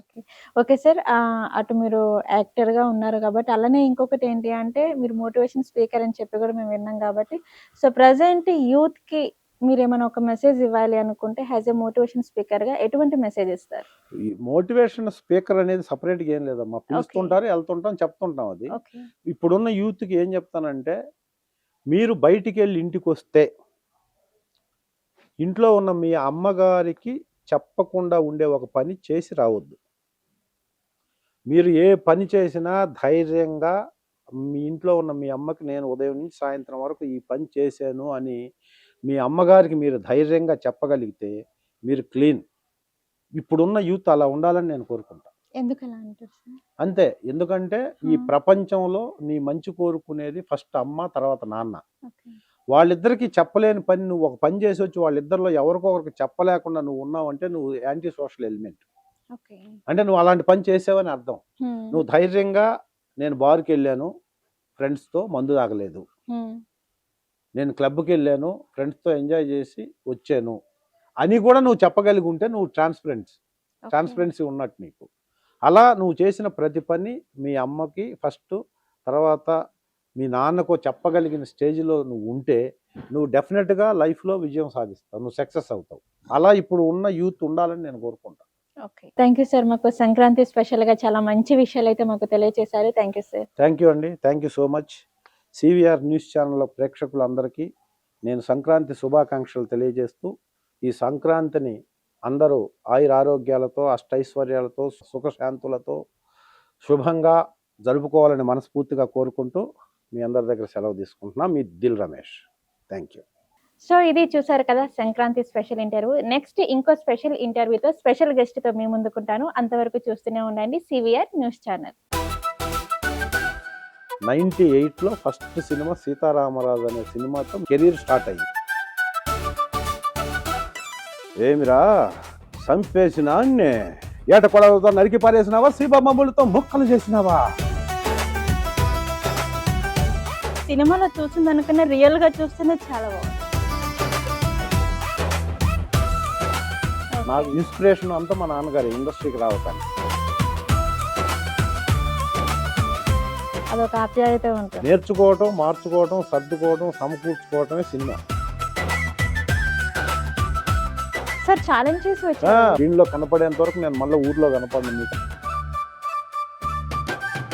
మీ ఇంట్లో పనికిరాని వస్తువులన్నీ ఆ మంటలో వేయటం అంటే ఈ బుర్రలో పనికిరాని ఆలోచనలన్నీ దహనం చేయండి అని. అసలు ఎందుకంటే జీవితం అంటే ఏంటంటే నా దగ్గర ఉన్న రొట్టెని ఇక్కడున్న 10 మందికి పంచాలి అనుకుంటే అది సంస్కృతి. అదే సంక్రాంతి. మీకు సంక్రాంతి స్పెషల్ గెస్ట్ నేనైతే నాకు Sankranti special special cinema cinema sarpanch Veeraraghava. Sarpanch Veeraraghava.